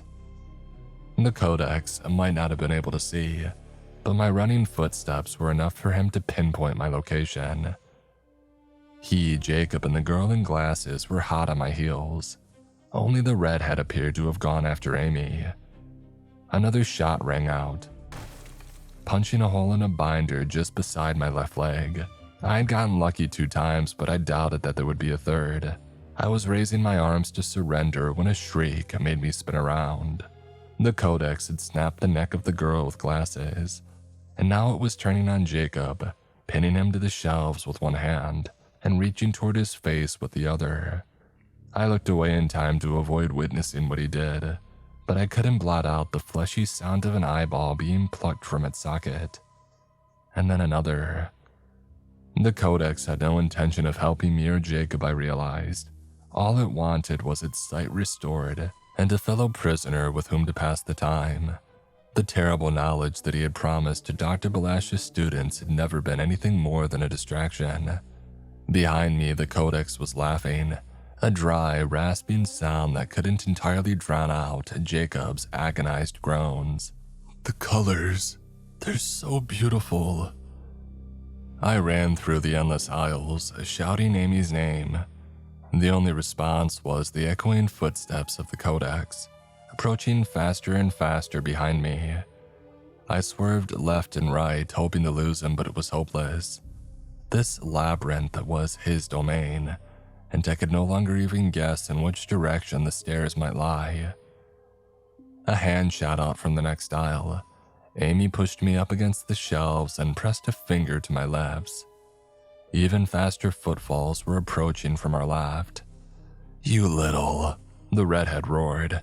"Get back here." He charged straight past us and then stopped dead. He had come face to face with the codex. There were sounds of a scuffle of fists and boots connecting with flesh. It ended with a strangled cry. Amy was already pulling me in the opposite direction. "I found something," she whispered. "Come on." Another right, another left, and then I saw it. A torn-off yellow cable dangling from a shaft in the wall. I thought back to Anna, the bookkeeper who had first placed the cables into her final torn-out journal entry. She hadn't been following the yellow cable to the exit. She had been following it to the codex, hoping that, even as a captive of the bookstore himself, he might know a way out. It was possible that I really hadn't imagined the sensation of something breathing at the other end of the narrow tunnel during my own escape attempt. He might have been there all along, waiting eagerly for another chance to steal a pair of eyes. "I know where this leads," I told Amy, "but I should probably go first, just in case." We took one last look around the black and white maze of Weeping Tree Books' record room. The quiet was unsettling. Where had the codex gone? Was he still busy with what was left of Jacob and his crew? I heaved myself up the cable and into the claustrophobic space, which was about as wide around as an air duct.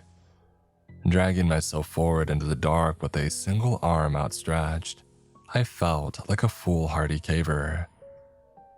What would I do if I got stuck or if the space closed in around me? I bent around a spine-cracking corner and finally saw light at the end of the tunnel. I recognized the room ahead and those 3 innocent victims as freshly dead as if Arthur Mackle had killed them only a few minutes before. As I scrambled free of the narrow space, I could hear Amy still struggling in the tunnel behind me. I warned her not to look too closely at the room that she was about to see. She had just rounded the hairpin turn when her eyes widened. Without warning, she slipped backward. "He's got me," Amy yelped. I grabbed her arms and pulled. Amy screamed, caught in a painful tug of war, one that I knew I would lose. I could feel the muscles in my legs starting to give out. The codex had more hateful strength than a single hand that I had in my whole body.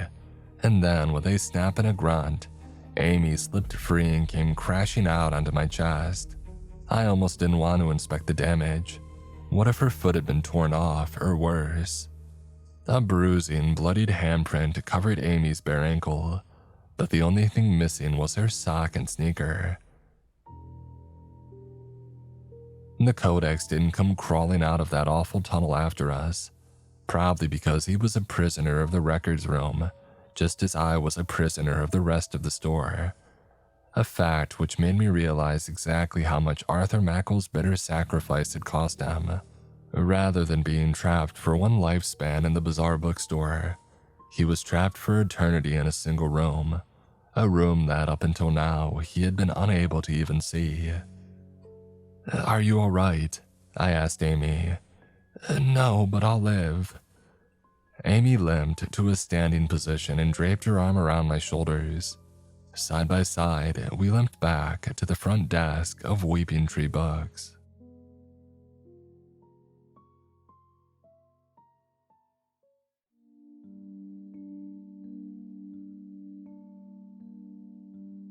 This episode is sponsored by Rocket Money. I had one of those moments recently where I finally sat down and looked at my finances and I immediately regretted it. There were charges that I didn't recognize, subscriptions that I forgot about, and it was all just a mess. I realized I was spending way more time stressing about money than actually managing it. That's when I started using Rocket Money, and it honestly made things way simpler. It pulls all your accounts into one place so that you can actually see what's going on without digging through a bunch of apps. One of the biggest things for me was the subscription tracking. I didn't even realize how many things I was still paying for. Rocket Money can help you find those and cancel the ones that you don't want, all within the app. It also automatically categorizes your spending so that you can see where your money's really going. For me, it was eating out, way more than I thought. Being able to actually see that helped me start cutting back and setting more realistic budgets. And you can set goals too. People who create a financial goal with Rocket Money save over $70 on average within the first 30 days. Rocket Money is a personal finance app that helps find and cancel your unwanted subscriptions, monitors your spending, and helps lower your bills so that you can grow your savings. Let Rocket Money help you reach your financial goals faster. Join at rocketmoney.com/Mr. Creeps. That's rocketmoney.com/Mr. Creeps. rocketmoney.com/Mr. Creeps.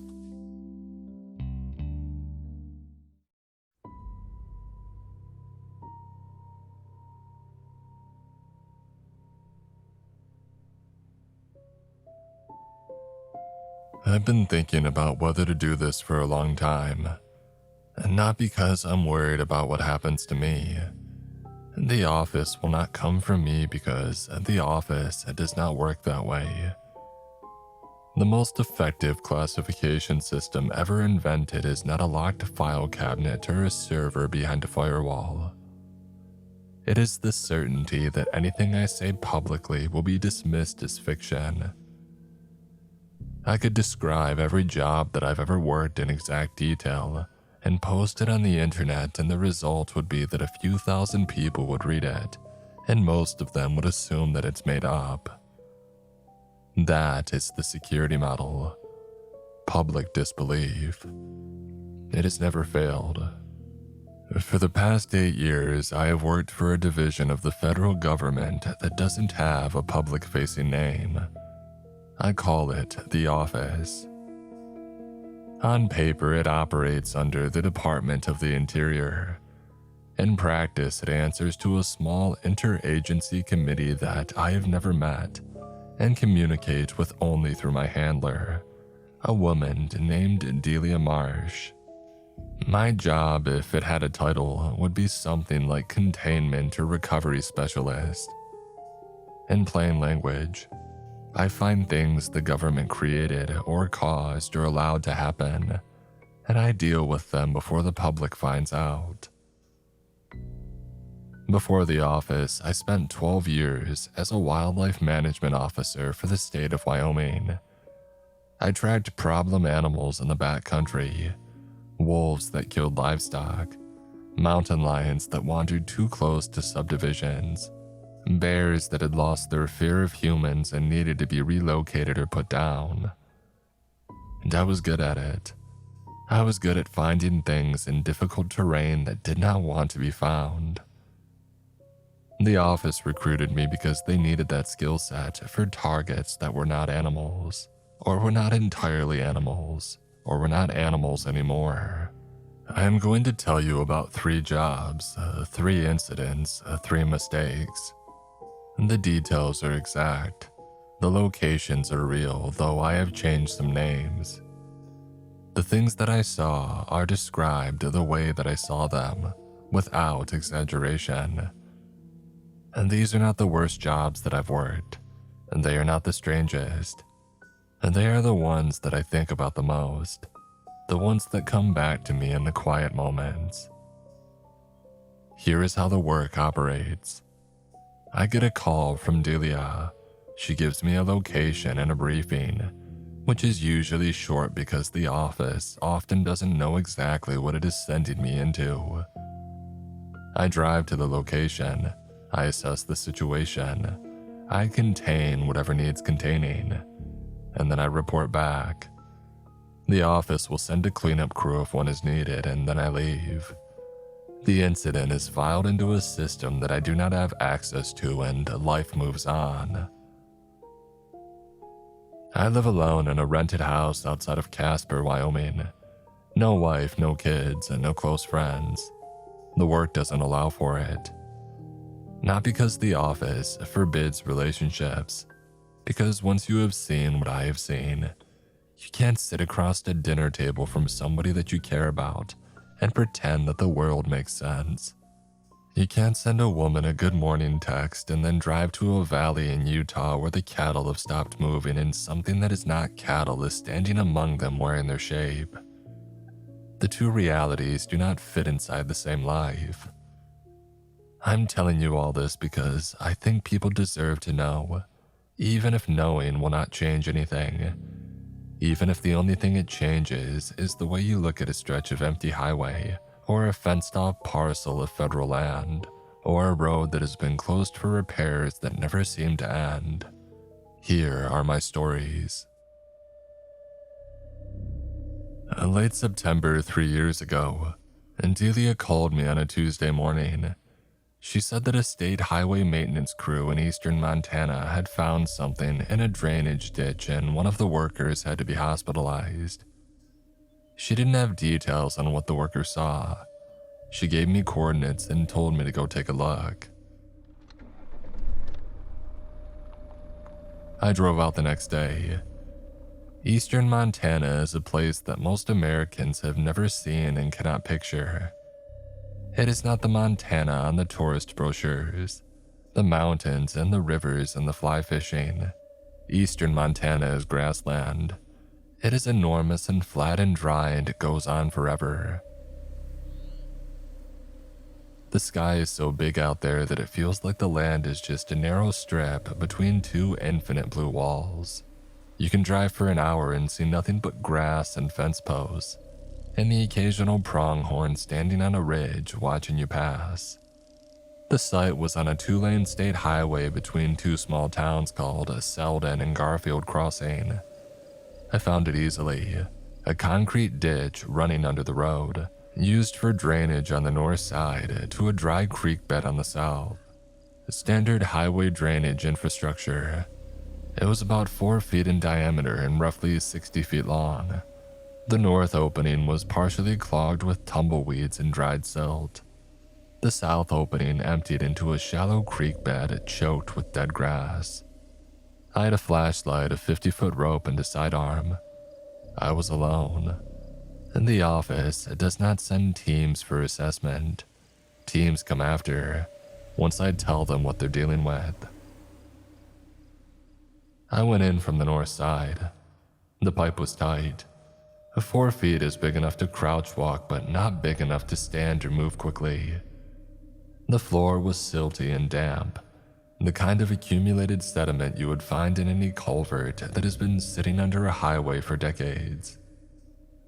The culvert was 60 feet long. I should have been able to see daylight from the south opening within a few seconds of entering. I could not. The pipe stretched ahead of me and the flashlight beam dissolved into darkness, and there was no circle of daylight at the far end. I kept walking. I counted my steps. At 60 steps, which should have put me well past the south opening and out on the other side, the pipe was still going. The walls were all the same. The silt on the floor hadn't changed. But the distance was all wrong. I had been walking for what felt like 3 minutes inside a pipe that should have taken maybe 30 seconds to cross. I stopped. I turned my flashlight behind me. The north opening was still there, a small circle of gray daylight, but it was much further away than it should have been. I had entered a 60-foot culvert and I had walked at least 150 feet and I was still inside of it. Now I want to be clear about something. I am not describing a magic trick. I'm not describing a hallway that stretches or a room that changes size. This culvert was concrete. It was real. It was physically longer on the inside than it was on the outside. Whatever was injected into the ground beneath that highway in the 1960s had done something to the space itself, or it had grown the culvert outward from the inside the way that a vine grows through a crack in a wall, extending it, adding to it, making more of it. I don't know the mechanism. I know what I measured with my own feet. I turned back around and kept going. The air changed. It became warmer and wetter, and it picked up a smell that I can only describe as organic. Not rot, not decay, but something alive. Like the inside of a large animal. Like putting your face close to the belly of a horse and breathing in. The concrete walls were no longer clean. They were coated in something dark and slick that caught the light from my flashlight and gave it back in a dull sheen. I did not touch it. The silt on the floor had been replaced by a substance that was softer, that compressed under my boots and sprang slowly back. It had the texture of wet muscle. And then my flashlight found what the highway worker found. In the center, roughly 200 feet from the entrance of the 60-foot pipe, there was a mass of biological material. I'm choosing my words carefully here. It was tissue and it was alive. It was growing out of the walls and the floor and the ceiling, fused with the concrete the way that a tree root fuses with a sidewalk over decades. It was dark red and vascular. I could see veins running through it, thick ones, pulsing with a slow rhythm that I could feel through my boots. It was warm. The heat radiating from it was noticeable from 10 feet away, and it filled most of the pipe, leaving only a narrow gap at the top between the mass and the ceiling that I could have squeezed through if I had wanted to. I did not want to. It was organized, but not in any way that I recognized. Not like an organ or a body or any anatomy that I had seen in an animal. It was structured, but the structure was its own. It had a heartbeat, slow and heavy and steady. The mass was maybe 15 feet long and it filled the culvert from wall to wall, and it had been growing for a very long time. Decades, I would guess, based on how thoroughly it had bonded with the concrete. It was not sitting in the culvert. It was a part of it. The pipe had become its body. I backed out, slowly, watching it the entire time, though it didn't move and it showed no sign of awareness. It was not an animal. It was not reacting to my presence. It was just growing. Living and growing and pulsing in the dark the way that it had been doing since whatever the government put in the ground in the 1960s had found its way into this pipe. I called Delia from my truck. I asked her what was at this location before the highway. She checked and told me the highway was built in 1974 on a route that crossed a parcel of land leased by the Department of Defense from 1961 to 1969. The lease was for soil testing. I asked what kind. She said the records were sealed, but the land was used for underground injection trials. The substance injected was classified. The project was terminated in 1969. The land returned to the state. The highway was built over it 5 years later. I told Delia that whatever they had injected was still alive and it was growing. It had colonized the culvert and almost certainly the surrounding soil. I recommended excavation and containment. She said that she would send in a team. I drove back to Casper. 2 months later, I checked in with Delia.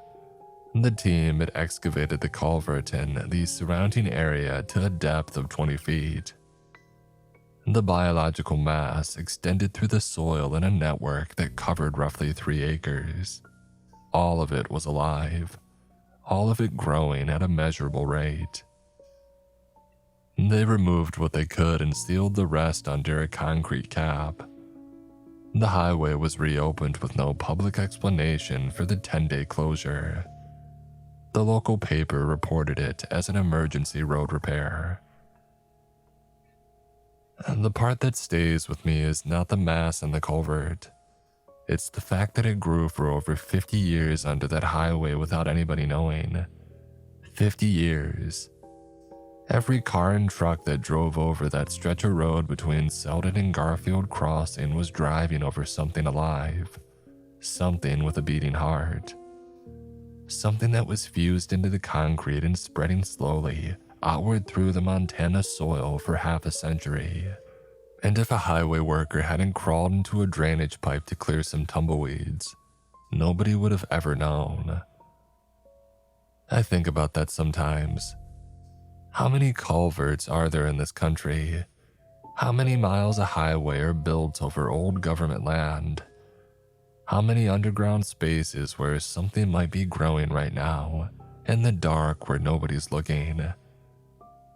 I try not to think about it too much. The hardest part of this work is not the danger, it isn't the isolation. It's the knowledge. Once you know that the government buried something alive under a highway in Montana in 1969, you can't unlearn that. You carry it. Every highway you drive on, every stretch of fenced-off federal land you see from a car window, you wonder, what's down there? What's been done here? What was left behind? Here's the second story. Mid-July 2 years ago, Delia called and told me that a rancher in west central Utah had reported a problem with his cattle. The rancher's name was Boyd Sutter. He ran about 80 head of beef cattle on a grazing lease in a broad, dry valley between 2 mountain ranges. The valley was accessible only by a single unpaved road. The nearest town was Callaway, population maybe 200, a former mining settlement that existed mostly as a waypoint for ranchers. The valley was public land in theory, but so remote that nobody went there except the occasional hunter. Boyd moved his cattle into the valley every spring and brought them out in early fall. He had been doing it for 20 years. This July, when he drove in to check the herd, the cattle were wrong. They were clustered in the center of the valley, standing in a tight-knit group, motionless and all facing inward. They would not respond to his truck horn. They wouldn't respond to his voice. He approached on foot and they did not flee. Heck, they didn't react at all. He said they were standing so still that from a distance they looked like statues. He said their eyes were open, but he couldn't tell if they were seeing anything. And he said the herd seemed larger than when he had left it. And the Bureau of Land Management sent an officer to investigate. The officer drove into the valley, looked at the herd through binoculars from about a quarter-mile away, drove back out, and filed a report through channels that eventually reached the office. I don't know exactly what the officer saw through those binoculars, but I do know that he took early retirement 2 weeks later and moved to the Gulf Coast of Florida. The report did not include photographs. I drove to the valley. It took most of a day on bad roads. The landscape out there is sage and bunch grass and dry pale dirt under a sky that is so blue, it almost looks like it has been painted. The mountains on either side of the valley are low and dry. No trees except a few junipers on the ridge. Visibility is perfect, which is both a comfort and a concern, because I could see the herd from miles away. They were in the center of the valley, a dark mass on the valley floor, motionless.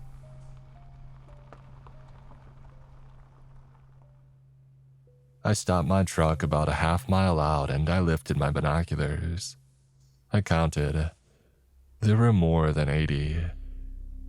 I reached 112 before the bodies at the center of the cluster became too tightly packed to distinguish individually. Boyd runs 80 ahead. There were at least 30 extra animals in that herd, possibly more. I drove closer about a quarter mile. The cattle were standing in concentric rings, all facing inward toward the center of the formation. Their bodies were pressed close, shoulder to shoulder, flank to flank. I could not see them breathing. I got out of my truck. I walked toward the herd. The valley was perfectly still. No wind, no birds, no insects.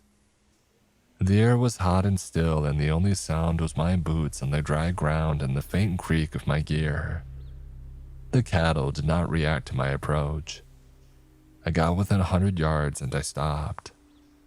Something was wrong with them beyond the stillness. It took me a moment to identify it. The cattle in the outer ring looked normal, like standard range cattle. Red and black and brindled hides, heavy bodies, the typical proportions you see in any beef herd in the western states. But the cattle further in, the ones in the second and third rings, they were different. Their proportions were off. Their legs were slightly too long. The bodies were a little too narrow. Heads the right shape but set too far forward on the neck, angled down, as if they were staring at the ground instead of looking ahead. The difference was subtle in the second ring. By the third ring, though, it was obvious. In the innermost cattle, the ones that I could barely see through the press of bodies, they didn't look entirely like cattle anymore. The shapes of them were close and the size seemed to be right, but the proportions were wrong in a way that my brain registered as deeply and fundamentally incorrect. Like a drawing of a cow made by something that had seen a cow from a distance but had never stood right next to one. I understood. The extra animals were not Boyd's cattle, they were something else. They had joined the herd and grown within it, or been produced by whatever was happening in that valley. And they were shaped like cattle because cattle was what surrounded them. They were mimicking the form, filling in, blending. And the real cattle were frozen in their rings, standing motionless and facing inward, held in place by whatever was at the center of the formation. The thing they were all looking at. The thing I could not see because the press of bodies was too tight, and I would have to walk into the herd to reach it. I wasn't going to walk into that herd. I went back to my truck and I called Julia. I told her that the herd seemed to be compromised.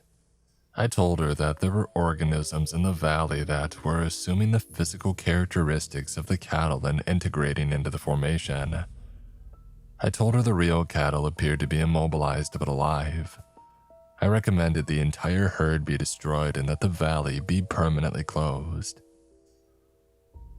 Delia asked me what was at the center, the thing that they were all facing. I said that I didn't get close enough to see. She asked if I wanted to go back with the team and I said no. I said that whatever was in there had put over 100 large animals into a state of total paralysis, and I wasn't really interested in finding out what it did when a human walked into the middle of it. and Delia said that she would send a team. And the team went in 2 weeks later, 6 people including armed personnel and a veterinary specialist. The team leader radioed a report at 11 in the morning. He said they were within 50 yards of the outer ring. He said that the cattle were still motionless.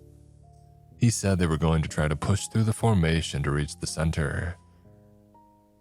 And that was the last communication from the team. A recovery unit went in the following day. The herd was still there. The cattle had not moved. The team's vehicles were parked where they had left them. Their equipment was found on the ground. Their radios were in the dirt. There was no sign of the 6 people who had walked toward the herd the day before. No bodies, no clothing, no drag marks. Nothing. They were simply gone. The office quarantined the valley. They closed down the road, fenced the access points with government signage, and they filed paperwork as a grazing lease revocation due to persistent drought conditions.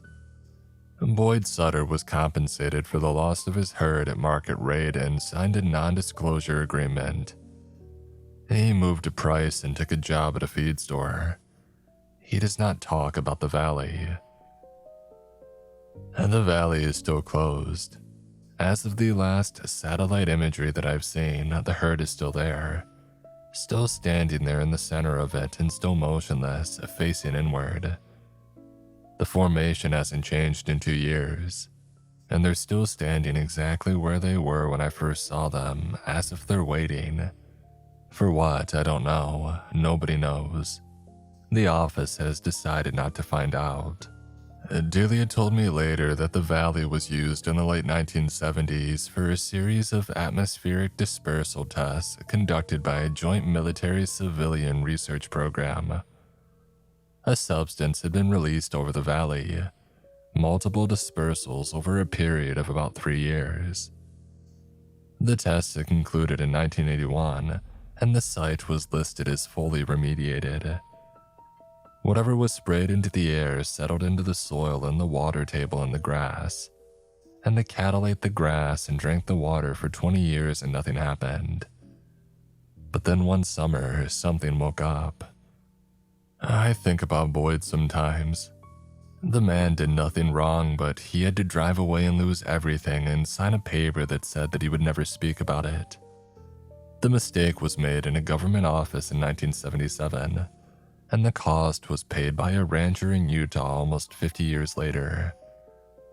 And nobody will be held accountable because nobody outside the office even knows that it happened. That's how it works. That's how it always works.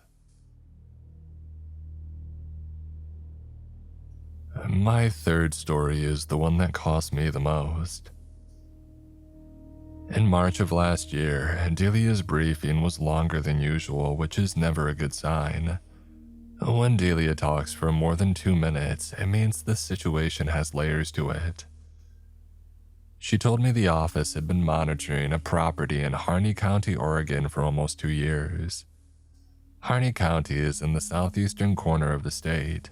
It's high desert, a sagebrush, a steppe. It is one of the largest and least populated counties in the lower 48. The landscape is vast and flat and empty, a way that makes eastern Montana look crowded. You can drive for an hour on a county road and not see another vehicle. The nearest town of any size is Burns, a population about 3,000. The property in question belonged to a man named Chet Linden. Chet was in his mid-50s, a former Bureau Land Management employee. He had worked as a wildland firefighter in his younger years and later as a facilities manager for a remote research station that was decommissioned in 2004. When the station shut down, Chet stayed in the area. He bought a small ranch property about 40 minutes south of Burns on a county road that sees maybe 10 vehicles a day. He lived there with his wife Nora and their 2 boys. And Delia told me that Chet had contacted the office in Burns about 18 months earlier, claiming that something was wrong with his land. He said that the ground behind his house was warm, Not hot, but warm, noticeably warmer than the surrounding soil. He said it had started in a small area maybe 10 feet across near the back fence line. The warm area had been growing. The soil there was softer than the ground around it, and it had a faint vibration, like standing on top of a machine running at low speed somewhere below. The Bureau of Land Management sent out a field officer. The officer confirmed the warm soil and the vibration and filed a report.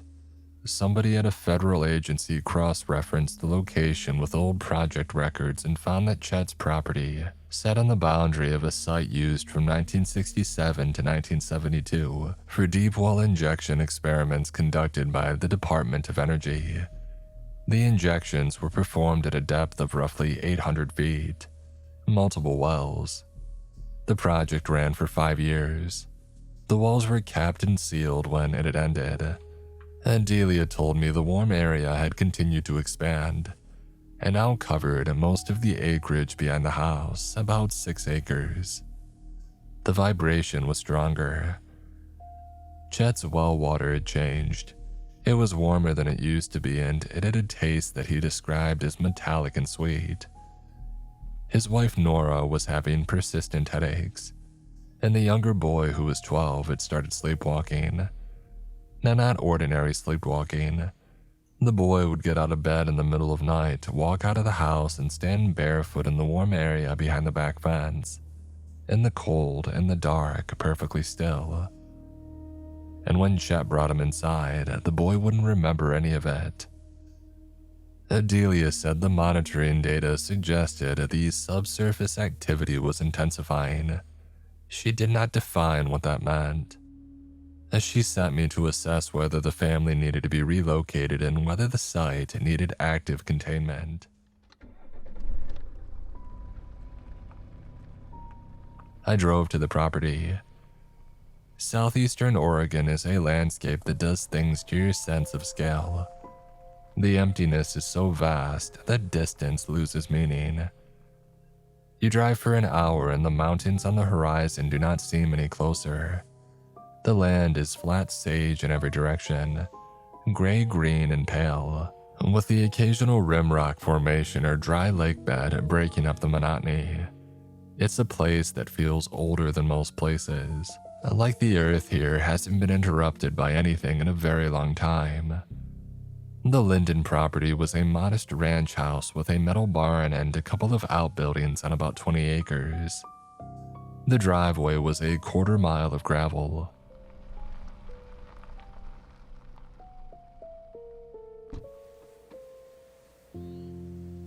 When I pulled in, Chet was on the front porch. He had been expecting me. Adelia had called ahead. Chet Linden was the kind of man you find in places like Harney County. Big, weathered hands that looked like they had been carved from hardwood. He did not waste words. He shook my hand and said that you're from the government, and I said yes, and he said let me show you the back, and that was the end of the small talk. He walked me around the house and through the back gate and into the acreage behind the property. I saw it immediately. The warm area was obvious. The sage that grew inside its boundary was taller and greener than the sage outside, which was wrong for March in the high desert when everything should be brown and dormant. Inside the warm area, the sage was shoulder height and bright green, lush in a way that looked almost tropical against the gray steppe around it. The boundary was sharp. You could stand with one foot in brown, dormant sage and the other foot in green, living sage, and the difference was so stark that it looked like somebody had drawn a line on the ground. I crouched at the edge and put my hand on the soil. Warm, not uncomfortable, maybe 85 degrees. In March, when the ambient soil temperature should have been in the 30s, and the vibration, it was exactly as Chet described. A low, steady pulse, rhythmic, rising up through the ground and into my palm. It felt organic. It felt like putting your hand on the chest of something that was breathing. I walked the perimeter of the warm area. It was close to 7 acres, larger than what was originally reported, which meant that it had grown since the last assessment. It extended from behind the house to the property line and beyond, into the open land south of the fence. I crouched again at a different point and pressed my hand flat against the soil, and I held it there for a long time. The vibration was steady and even, like a heartbeat, and underneath it, deeper, slower, I could feel something else. Movement. Not the vibration, something separate. Something large, turning over slowly far below the surface. The way you might feel a passing whale under a small boat. A sense of enormous mass and motion, deep in the earth, moving in a way that was deliberate and slow. I talked to Chet. He stood with his arms folded and his jaws set, and he told me what had been happening. The warm area grew about a foot a week in every direction. The vibration was getting stronger month by month. His well water was warmer every time that he tested it. And Nora's headaches were constant now, and she had started getting nosebleeds. And bad ones, the kind where you fill a towel and it does not stop for 20 minutes. And the boy, the 12-year-old, the sleepwalking was almost nightly now. Chet had installed a lock on the boy's bedroom door, the kind that latched from the outside. He locked his own son in his room every night so that the boy could not walk out to the warm in the dark. Chet told me this with his jaw tight and his voice flat, and I could see what it was costing him to say it out loud. He knew how it sounded. A father locking his child's door from the outside.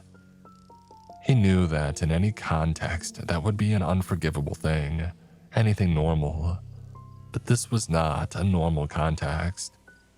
The alternative was finding his son standing barefoot in a field of warm soil at 3 a.m, eyes open and unseeing, pulled there by something neither of them could explain. I told Chet the truth, or as much of it as I had. I told him about the Department of Energy injecting something into deep wells on this site over 50 years ago. I told him that the wells were sealed, but whatever was injected appeared to be active, and it was generating heat.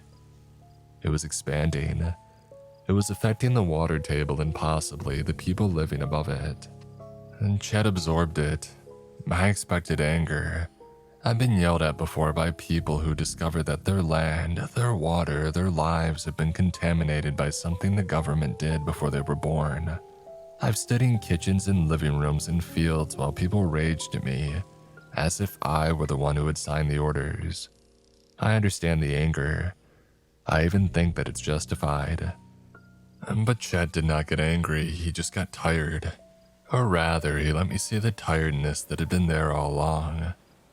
The exhaustion of a man who had known for months that something was profoundly wrong with his home and his family, and who had been waiting for somebody to come and confirm it. He just nodded. He looked at the green sage behind his house, and he nodded once, and he asked me what he should do. I told him that his family needed to leave immediately. He said that he would talk to Nora, and he said it would take a few days. I spent the night at a hotel in Burns. The next morning, I drove back to the Linden property. When I turned onto the county road, I could see the green sage from almost a mile away. It was larger, significantly larger. Overnight, it had expanded by dozens of feet in every direction. It had pushed past the back fence and was now within 20 feet of the house. The sage in the newly warm area was not just green, it was tall, well above shoulder height, and growing months or years in a single night. The vibration was strong enough that I could feel it in the driveway, through the gravel in these soles of my boots. The whole property felt like it was humming. Chet was in the kitchen. Nora was at the table.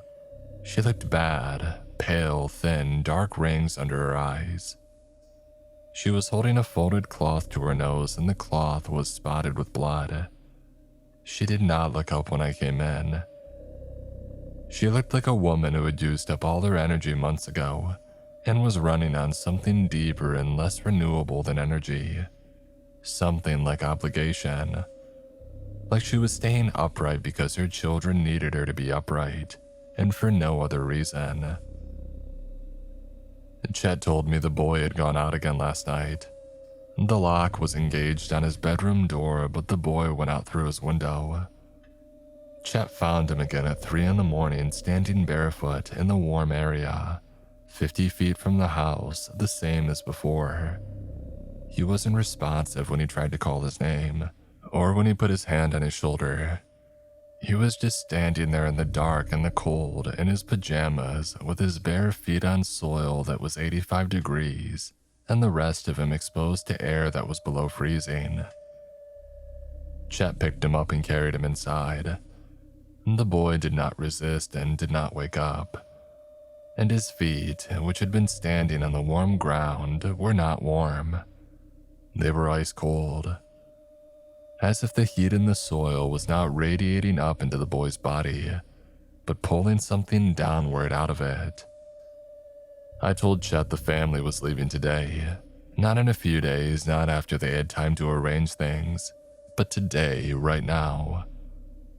Chet looked at Nora, and Nora looked down at the table.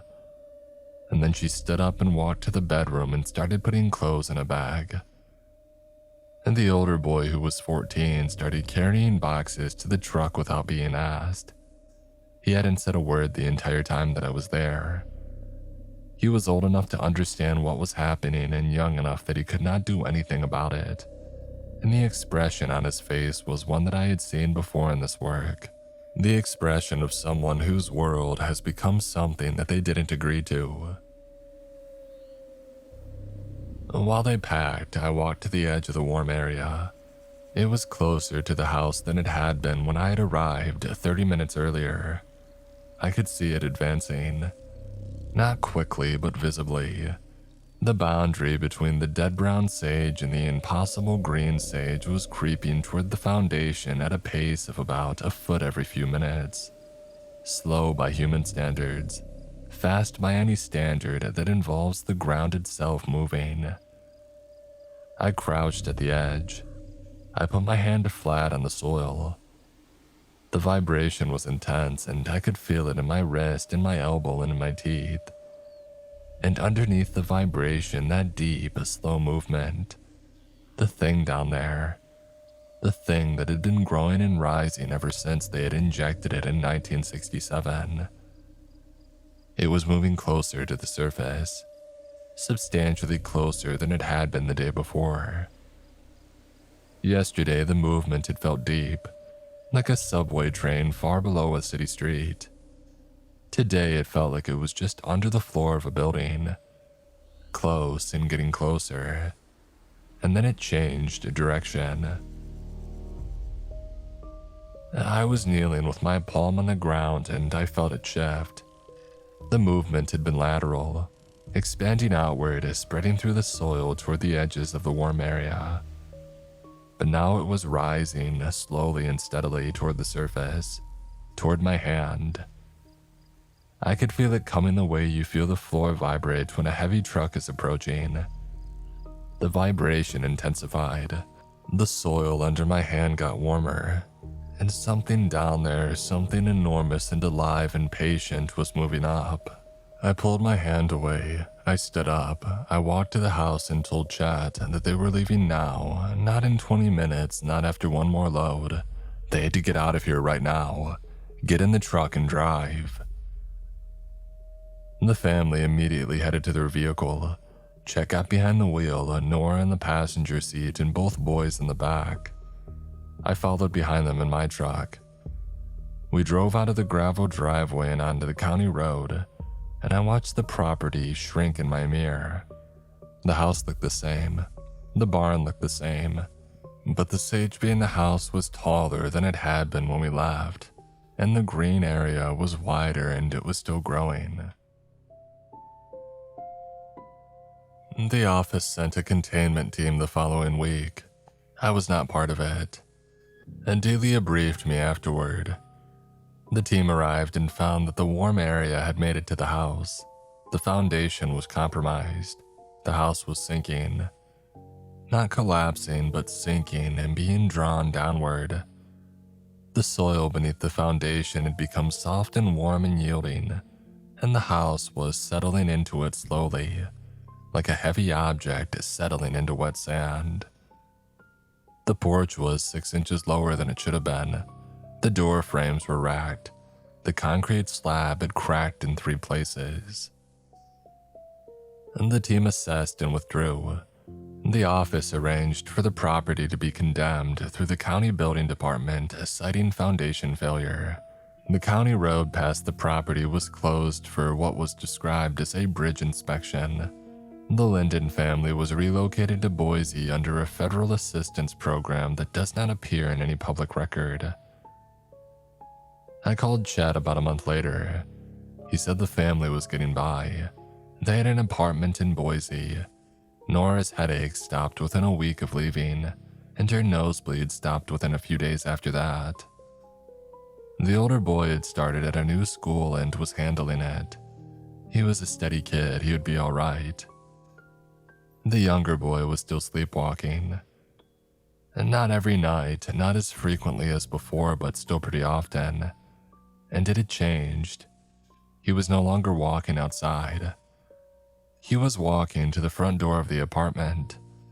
Chet would find him in the middle of the night, standing at the door with his hand on the knob, eyes open, expressionless, facing south toward Harney County. Every time it was the same. He wasn't trying to open the door, just standing there with his hand on the knob like he was waiting for permission, or waiting for something to tell him that it was time. Chet said again the boy never remembered any of it in the morning. I talked to Delia after that call.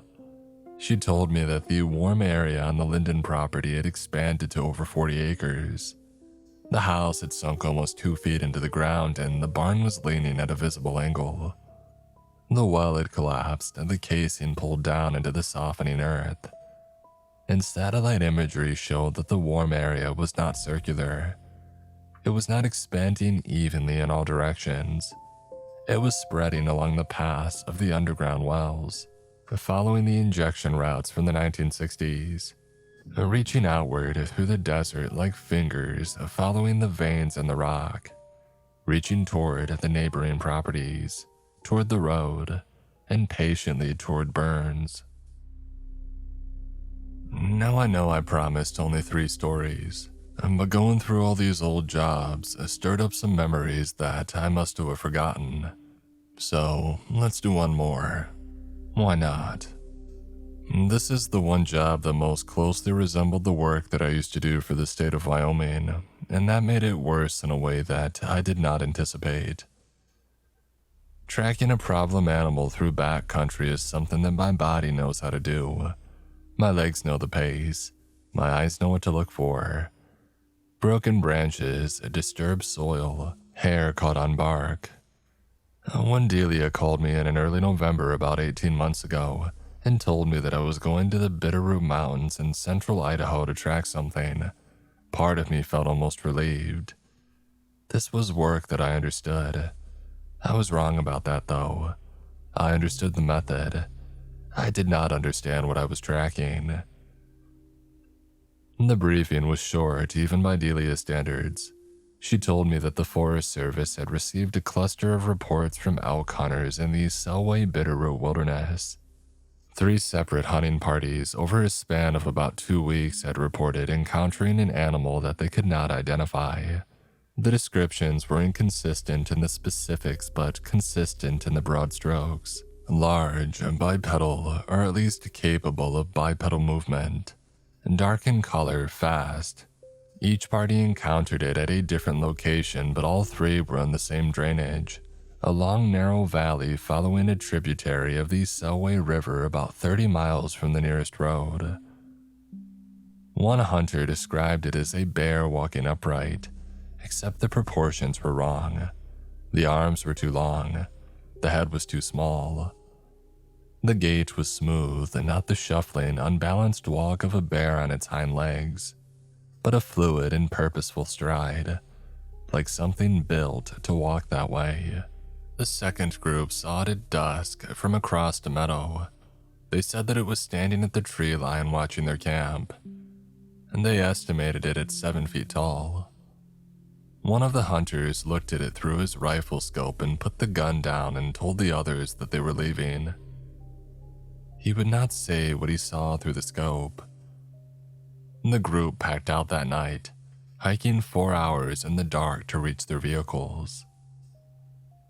The third party did not see it. They heard it, moving through the timber above their camp in the middle of the night. Heavy footfalls, branches breaking. They said that it circled their camp twice. They said it made a sound they described as breathing, but too loud, like the exhale of something with lungs larger than any animal they knew of, deep and resonant and close. One of the hunters discharged his rifle into the trees. The sound stopped. In the morning, they found tracks in the soft ground above the camp. The tracks were not consistent with any known species. They were roughly 18 inches long and showed 5 digits like a hand, but compressed and elongated, as if something that normally walked on 4 limbs had been walking on 2, and its front feet had been bearing weight that they were not designed for. The Forest Service does not have a protocol for unidentified bipedal animals. They filed their reports and somebody at the regional office flagged them, and the flag found its way through the interagency channels that led to Delia. She told me to go in and track it, find it if I could, identify it, determine if it was a threat, determine if it was one of ours. That last part is the part that matters. Determine if it was one of ours. Because the Selway Bitterroot Wilderness sits adjacent to a stretch of national forest that was used by the Department of Defense in the early 70s for a program that Delia described only as a biological enrichment study. She said the program involved the release of modified organisms into a controlled forest environment to observe adaptation and survival rates. The organisms were classified. The study ran for 3 years and it was terminated in 1974. The containment protocols at the conclusion of the study called for the recovery and destruction of all released organisms. She said the recovery was listed as complete. She said every organism was accounted for in the project's final inventory. I asked Delia how confident the office was in that inventory. She said not confident enough or she would not be sending me. I drove to Idaho. I spent a day in the town of Darby, Montana, just across the border organizing my gear, and then I hiked into the wilderness. I want to describe the Bitterroot because the landscape matters. This is not a groomed national park with trails and signage. The Selway Bitterroot is one of the largest wilderness areas in the lower 48. It is steep, dense, old-growth forest, cut by deep drainages and narrow ridgelines. The canopy in the valley bottoms is so thick that even at midday, the light on the forest floor is dim and green and filtered. The undergrowth is heavy. Visibility is often less than 50 yards. The terrain is the kind of country where a bull elk can stand 100 feet from you and you will not see it until it moves. It is excellent country for something that does not want to be found. I hiked to where the sightings occurred. It took a day and a half. I set up a base camp on a flat bench above the creek and I started working. I'm a good tracker, I'll say that without modesty because it's relevant. I spent 12 years tracking predators through the Wyoming backcountry, and I can read ground signs and conditions that would frustrate most people. Compressed grass, overturned pebbles, the faint disturbance in a bed of pine needles where something heavy passed through hours ago. I am patient, I am thorough, and I know what I'm doing. I found something on the first day, a game trail on the north side of the drainage that had been used by something heavy. The tracks were faint but present, pressed into a patch of damp soil where the trail crossed a seep. 5 digits, 18 inches roughly, deeper at the toe than the heel, which indicated a forward-leaning posture. Bipedal, walking with purpose, not wandering. The stride length was about 4 feet, which for a 7-foot animal would indicate a relaxed walking pace. Not hurrying, not fleeing, just moving through its territory. I followed the tracks up the drainage for about 2 miles. They stayed on the game trail and then they left it, cutting uphill through heavy timber toward the ridgeline. The ground was drier on the slope and the tracks faded. I lost them halfway up. I spent 2 more days working the drainage. I found tracks in 3 other locations. I found a place where something had bedded down in a thicket of young firs. The branches pushed aside and the ground compressed in an oval of about 6 feet long. I found droppings once in a rocky wash. I will not describe it in detail except to say that it was large, and it didn't match any species that I knew, and it contained material that I could not identify. Not bones or vegetation, something fibrous and dark that I didn't recognize. On the 4th night, I heard it. I was in my tent at about 2 in the morning.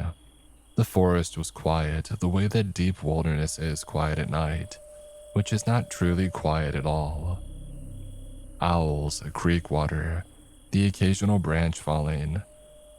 But underneath those sounds, there's a bass line, a hum of living things, insects and small mammals, and the general ambient noise of an ecosystem at rest. That bass line dropped out, the way it does when a large predator enters the area. Everything small goes silent. Every bird tucks its head. The forest holds its breath. I lay in my sleeping bag and I listened.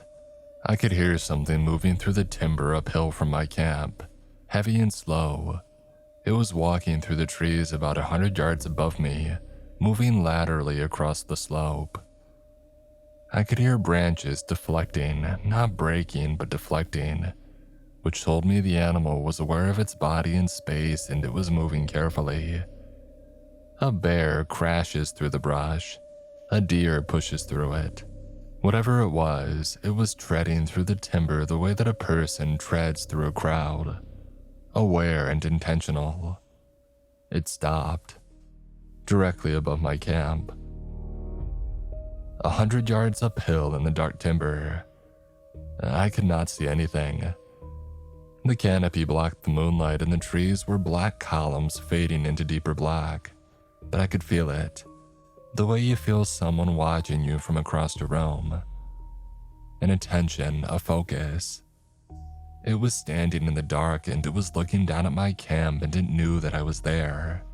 And then the breathing. The hunters were right, it was too loud, too deep. The exhale of something with a chest cavity larger than a horse, pushing air through a throat that resonated like a pipe organ. I could feel it in my sternum. A deep, slow, rhythmic respiration that carried through the night air with a clarity that told me the animal was facing me. Facing downhill.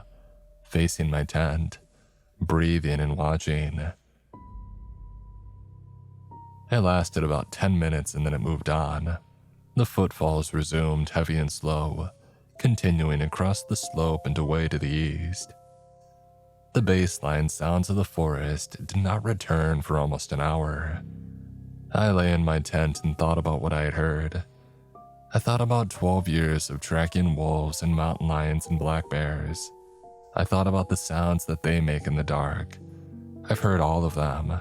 I've been close to all of them. I had a mountain lion scream 30 yards from my tent and my hands didn't even shake. But now my hands were shaking. Because what I heard wasn't an animal. It wasn't behaving like an animal. An animal that stumbles across a camp at 2 in the morning either investigates it or avoids it. It approaches or it leaves. It doesn't stop at a hillside 100 yards away and stand there and breathe and watch for 10 minutes. That is not predator behavior. And that is not prey behavior. That's observation, assessment. That is something with a mind looking at a situation and deciding what to do about it. I packed out the next morning. I hiked the day and a half back to my vehicle and I drove to Darby and called Delia from my motel room. I told her what I had found, what I had experienced. I told her that whatever was in the Bitterroot drainage was large and bipedal intelligent, and it was not in any wildlife database in the country. I told her it was one of ours. Delia was quiet for a while, and then she asked me to describe the droppings again. I did, and she asked about the fibrous material. I described it as best I could. She asked if it was possible that it was synthetic. I said that I didn't know. She was quiet again. And then she told me something that made me sit down on the edge of the motel bed and stare at the wall. She said the biological enrichment study in the 70s involved the release of 7 organisms. They were engineered from a primate base. She did not say what they were engineered to do. She said that the project ran for 3 years, and at the conclusion, the recovery team went in and collected 6 organisms. And the other one was listed in the final report as uncovered and presumed dead. That forest was dense, the terrain extreme. The project director signed off on the loss. 1 organism out of 7 was an acceptable attrition rate. And that was about 50 years ago. And whatever it was that they left, it stayed and it adapted and it grew. For 50 years, it lived in one of the most remote wilderness areas in the country, and it was never found because nobody was looking and because it was smart enough not to be seen. I asked Delia what the office had planned to do. She said the Selway Bitterroot Wilderness covered over 1 million acres, and that organism had demonstrated the ability to avoid detection for half a century, and that the office didn't currently have the resources or the mandate to conduct a recovery operation in that terrain. I asked her what that meant in plain language, and she said it meant that they were going to leave it alone. And Delia told me later that the hunter, a man from Boise who had been hunting elks in the Bitterroot for 20 years, the one that had seen the anomaly through his scope, sold all of his rifles within a month of the encounter. He quit hunting entirely. He wouldn't tell his wife why, he wouldn't tell anybody why. He simply stopped going into the woods and he never went back. I understand that. I didn't see it, and I understand that. Because I heard it breathing, and what I heard was not an animal. What I heard was something that was built to be more than an animal, and that had 50 years alone in the wilderness to become whatever it was going to become, and that I didn't want to see what that is. Nobody does. That's why it's still out there. That's all I got for now. If you want to hear more of what I've been through, just let me know. Stay safe out there, everyone. And don't always trust what you're being told.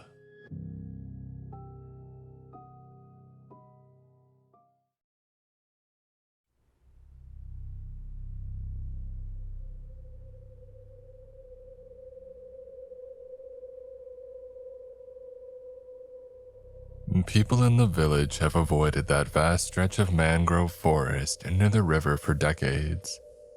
I remember my father warning me never to go deeper into the forest, beyond where sunlight could barely filter through the thick canopy. I wasn't the only one. Every kid in our coastal village had heard the story countless times. An evil spirit lurking somewhere in its dark, drenched corridors of trees, waiting for a chance to lunge at anybody foolish enough to wander too close. The real danger is probably much simpler and less mythical than that to most people these days. But I'm not writing this to debunk anything or to prove anything. I am old, too old. I can already feel my mind coming apart at the seams, my body deteriorating with each passing day. I am writing this as a warning to whomever it may concern. never dismiss the remnants of old superstition still lingering in this modern world. They exist for a reason. Some may have first formed as a deterrent against the dangers of nature, passed from generation to generation as a way of making sense of the unknown. But there are places in this world where logic does not apply. The laws of reality bend and break, toyed with on a whim by forces that defy explanation. The mangrove forest near my village might be one of those places. I was only 22 when I first set foot in its treacherous, waterlogged terrain. The last time that I trod beneath its damp, suffocating canopy a few decades ago, a boy had gone missing.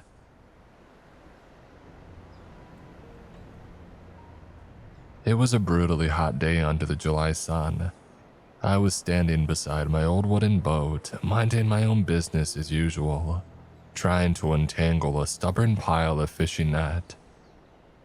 The tide had gone out hours earlier, leaving the boat half buried in mud and sand. Out in the distance, the great waves of the ocean rolled endlessly toward the shore.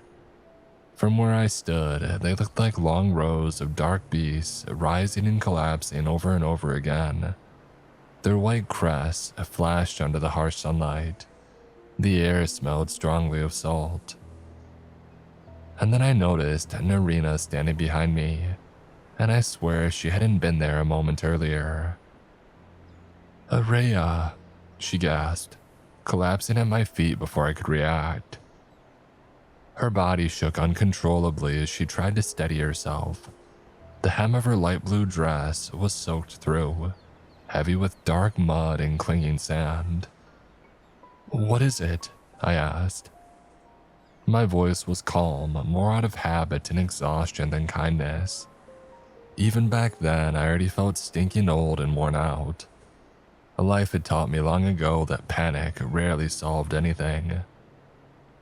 "Rhea, he went." The rest of her words were drowned out by sobs. "Hey, slow down, take a breath." "Rhea, the mangrove forest after school." The words spilled out between sharp, frantic breaths. She pressed a trembling hand against her chest, struggling for air.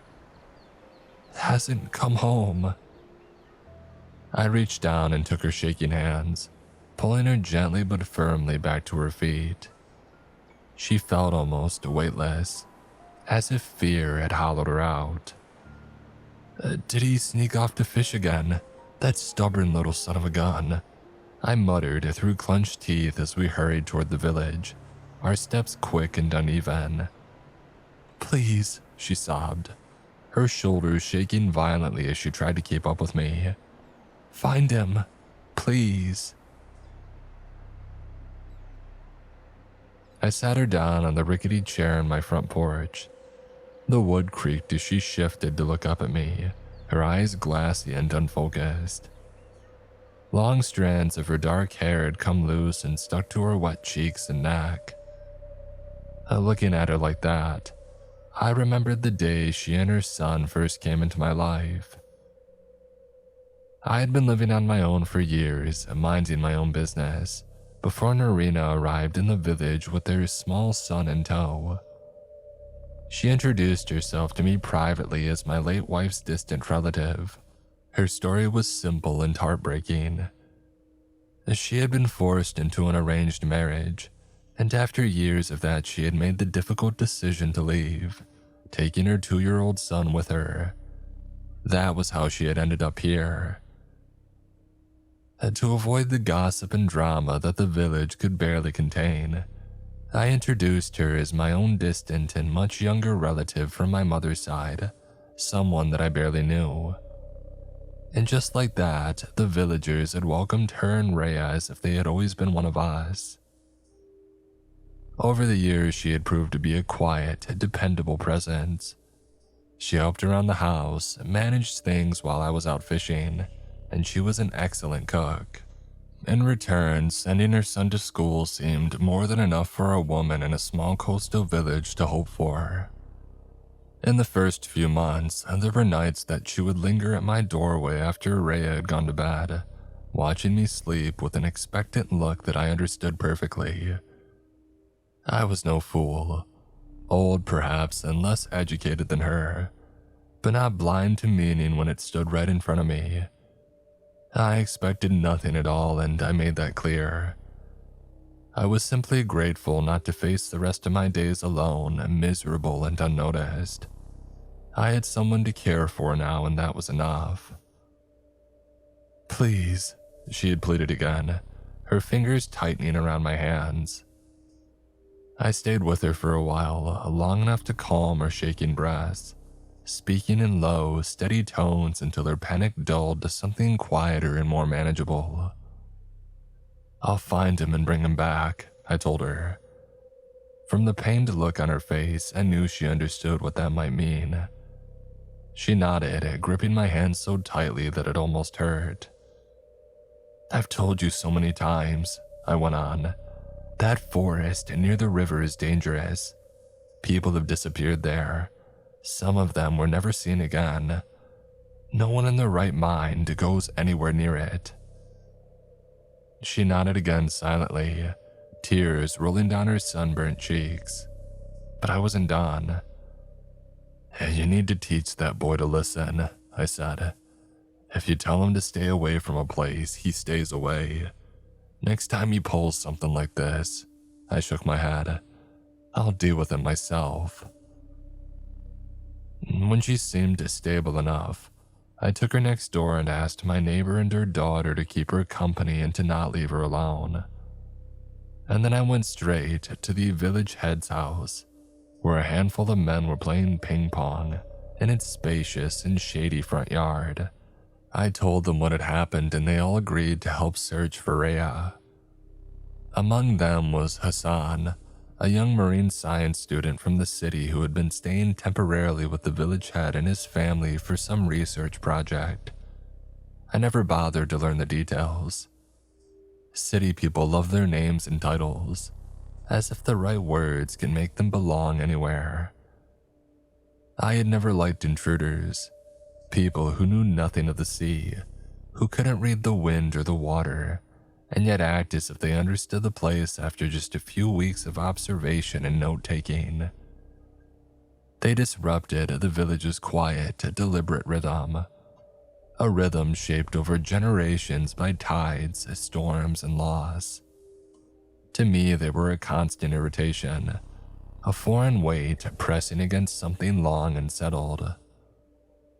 And this one in particular, broad-shouldered and loud, with his sharp city accent and careless confidence, embodied everything that I despised.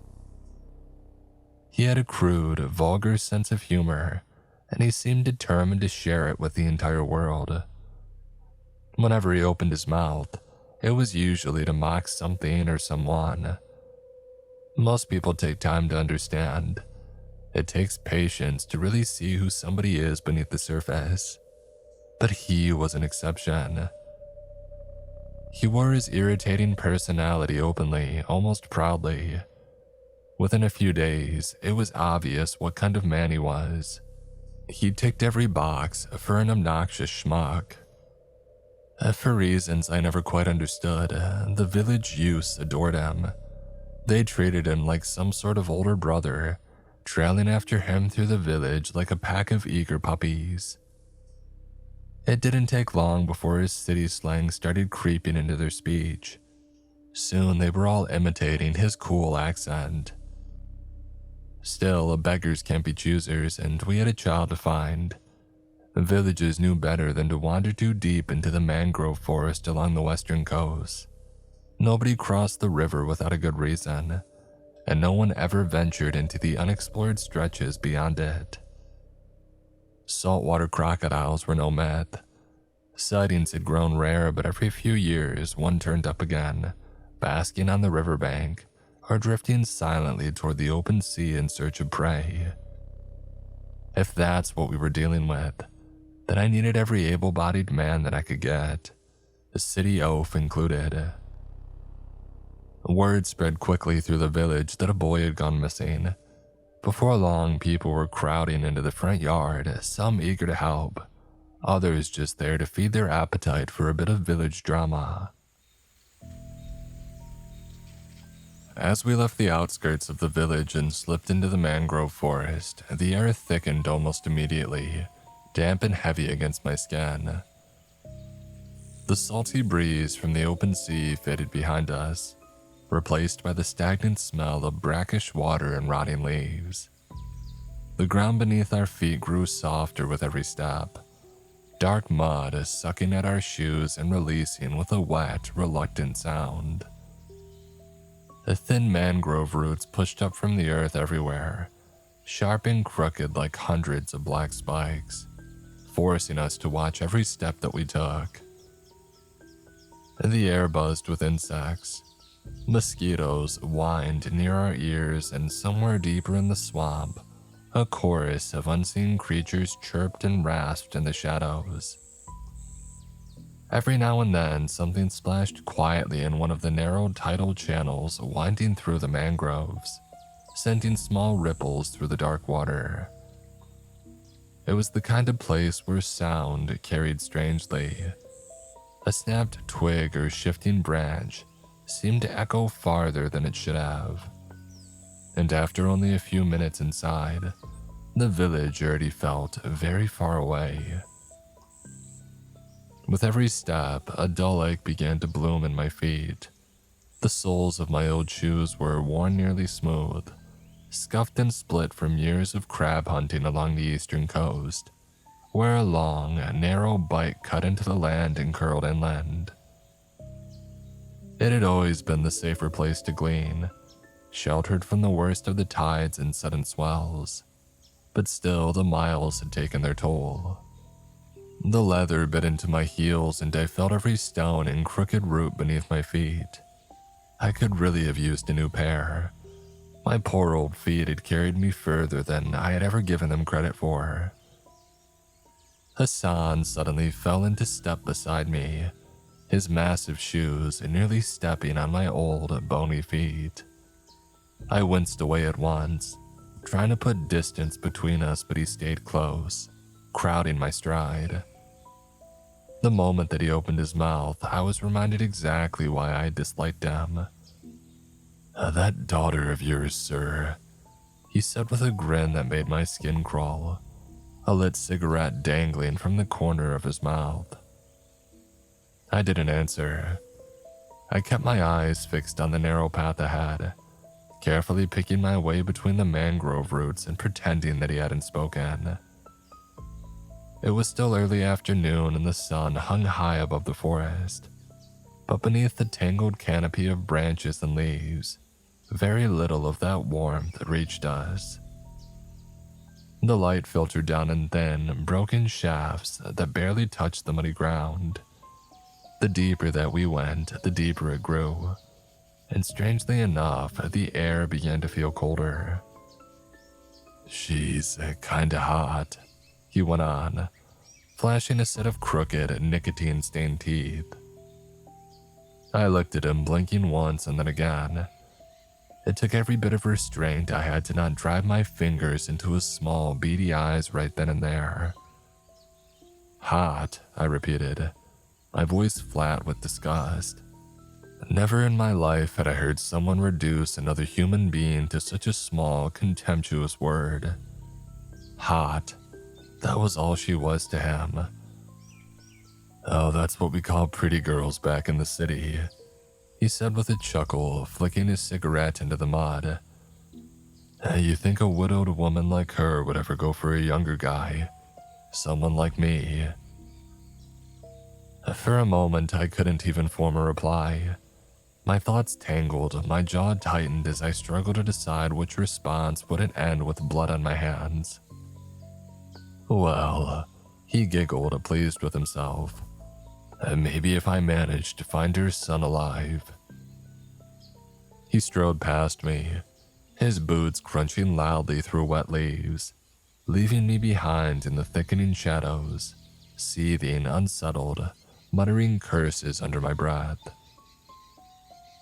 Our group numbered around 20 men, most of them like fishermen myself.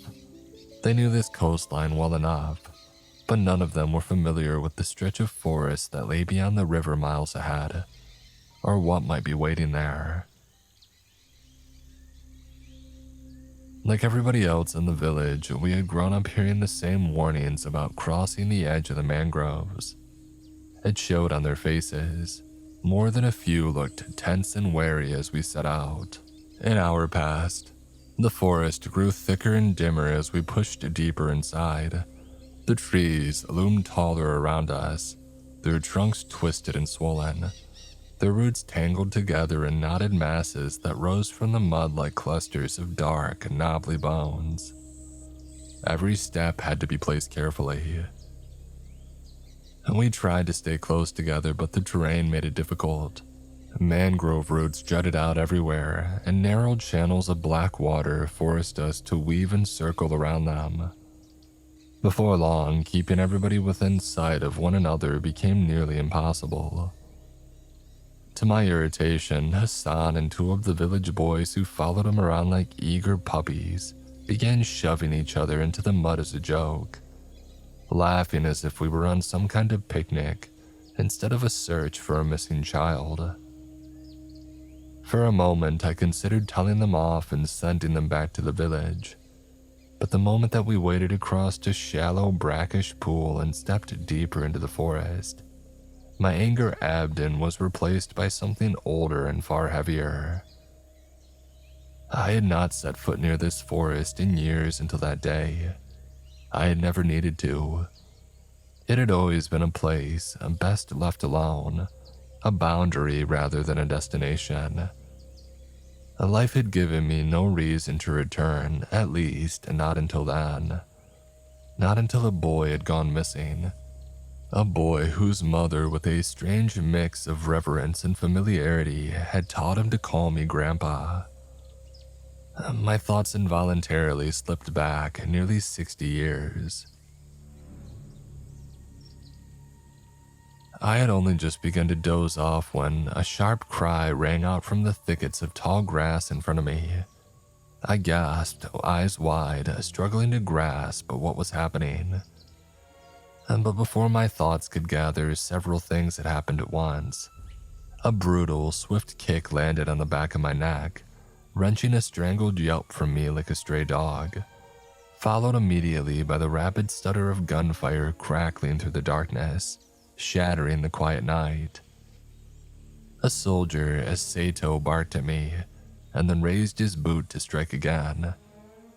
This time he missed, the toe of his shoe slamming into the ground instead, kicking up a spray of wet sand and muck that splattered across my face. Before I could scramble out of reach, he had seized a fistful of my hair and began dragging me along the muddy riverbank. I didn't understand the words that he hurled at me, but I understood the cruelty well enough. I dared not even groan. I simply stumbled along, hunched and silent. He growled in a low voice while 4 other soldiers crept behind us, careful not to make a sound that might betray their presence. We marched on, unsure which way to go. A small lantern glowing dimly in the darkness was our only source of light. The weak flame flickered with every step, throwing long, crooked shadows across the tangled roots around us. As Sato raised the lantern above his head for a moment, slowly turning in place as he studied the darkness, as if trying to find a path hidden somewhere beyond the reach of the light. And then he moved around the knobby trunk of a massive mangrove tree. The rest of us followed. I drew a quiet breath, wondering whether I would make it out of the jungle alive and what might await me if I did. Would they let me go? Or would I share the fate of my cousin whom these very men had beheaded weeks earlier? The sound of Sato's long and gleaming sword cutting through his neck beneath the low rustle of wind moving through the tall grass would ring in my ears and haunt my dreams forever. My bare feet grew numb as we continued through the swamp's cold, wet soil, my joints aching from the ocean wind whispering through the mangrove trees. They had taken my shoes from me. Running would have been futile anyway in the treacherous, uneven terrain, where every step demanded caution. And barefoot, I had been forced onto the sharp shells and jagged barnacles hidden along the ground, their edges slicing into my soles until warm blood slicked the mud beneath my feet. I thought of my parents and siblings. Dad, murdered years ago. That was when I had lost all the desire to live. I mean, what was the point? The wound in my soul had never stopped bleeding, the pain a constant companion. The sooner it ended, the better, or so I thought. But that night, as I crept beneath the dense canopy with my captors, something unexpected stirred inside me. However broken I may have been since losing my family, my primitive instinct for survival was not completely lost. A quiet urge, born not from peace but from pain, whispered from the depths of my battered body. A renewed desire to live. I realized that I desperately wanted to feel the touch of the morning sun and the sea breeze again. As Sato whispered to the broad-shouldered man beside him, Kimura. Even in the faint glow of Sato's lantern, I noticed something different in their faces. Gone was their swagger, and in its place, tension, fear. I took some small satisfaction in that. The sounds of the swamp, the night birds, insects, croaking frogs, they chanted around us as we pressed on through darkness in search of a way out that never seemed to appear. After nearly 3 hours of slogging, my legs were almost numb when Sato finally called a rest. He dropped against the thick roots of a mangrove tree, his pale face lit by the dull yellow lantern. His rifle rested across his chest. He cast me a disgusted glance and muttered a string of curses and warnings under his breath. My heart thudded as I looked at him, sweaty, tired, half asleep. I hated this man with everything that I had. I understood then that escape was no longer an option. He was not bluffing. Kimura said something quietly to him, and Sato gave a half-hearted grunt, already closing his eyes. The other man had settled into uneasy rest. "Don't even think about escaping," Kimura said, switching to my native language, his rifle aimed into the dark behind Sato's sleeping form. "If you do, I might still show mercy and grant you a quick death." He glanced at Sato. "He won't." I nodded, watching the flame flicker in Kimura's eyes. Unlike him, I don't kill because I enjoy it. He lit a cigarette, exhaling smoke through his nose and lips in thick white plumes. "Then why do it?" I asked, suddenly surprising even myself. Kimura turned his face upward, studying me. "I'm just a soldier. I follow orders, same as everybody else out here," he said, gesturing toward the forest. "In war, it's not about wanting or not wanting. It's about proving loyalty in any way required." "You don't have to kill to do that," I replied. And Kimura gave a tired smile. "Oh, some of us don't get to choose. Let me tell you something. When I first arrived in your country, I fell in love with its beauty. That's why I started learning your language. Partly to advance my career, but mostly because I wanted to understand." He took a long drag, exhaled the smoke through his nose, and went on. "The deeper I delved into your customs, the more I realized war would destroy every trace of what I admired. I was a farmer from a quiet mountain range before I was conscripted and sent here. For what? To destroy. To raise everything into ash." He shook his head and crushed the last of his cigarette against a mangrove root. "Out there, anyone not on your side is the enemy. Their humanity doesn't matter. And to be honest, and not speaking for my comrades, each time I've taken a life, a piece of me died with them. My empathy, my soul. Call it what you will. When this war ends, and it will, I know the ghosts will follow me until the day that I die. Kimura lit up again and offered me the cigarette. I accepted it gracefully, hoping the heat would push back against the cold settling into my bones. In the end, we're all pawns in somebody else's game, he murmured. Sacrifices must be made, not for victory but for balance. There are no winners in war, only grief. Somewhere deep in the forest, a nightbird sang a lovely bitter song. Its call echoed among the trees, bleeding into every dark corner of the night. As Sato suddenly snapped upright with his rifle aimed into the dark, Kimura lifted both hands to calm him down. They murmured quietly to each other in their native tongue, and then Sato rose and disappeared into the trees.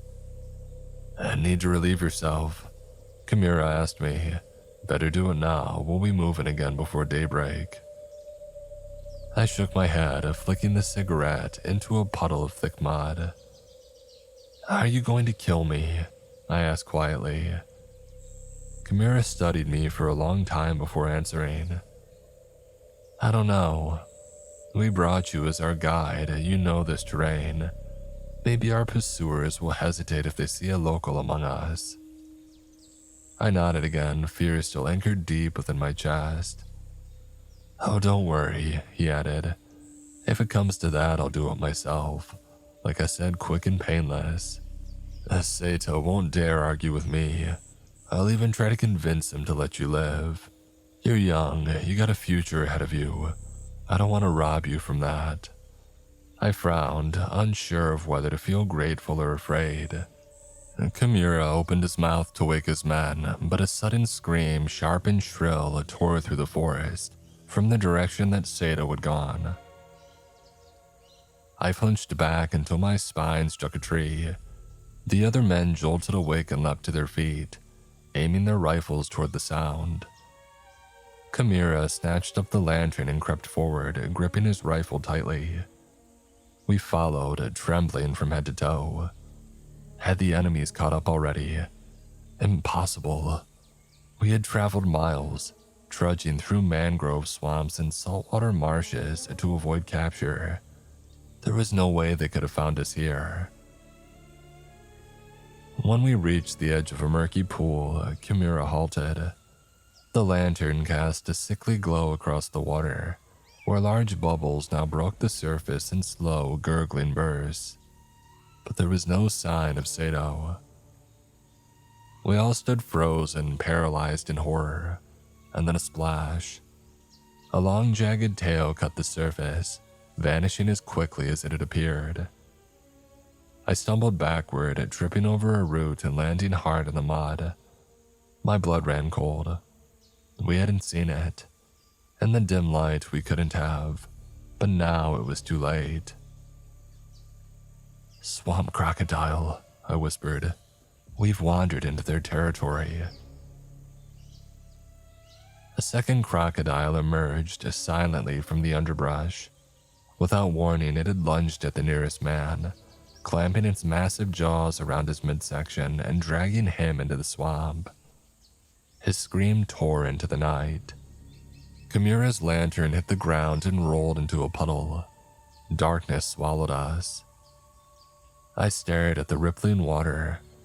I had heard tales as a child, villagers vanishing while searching for crabs and never to be seen again.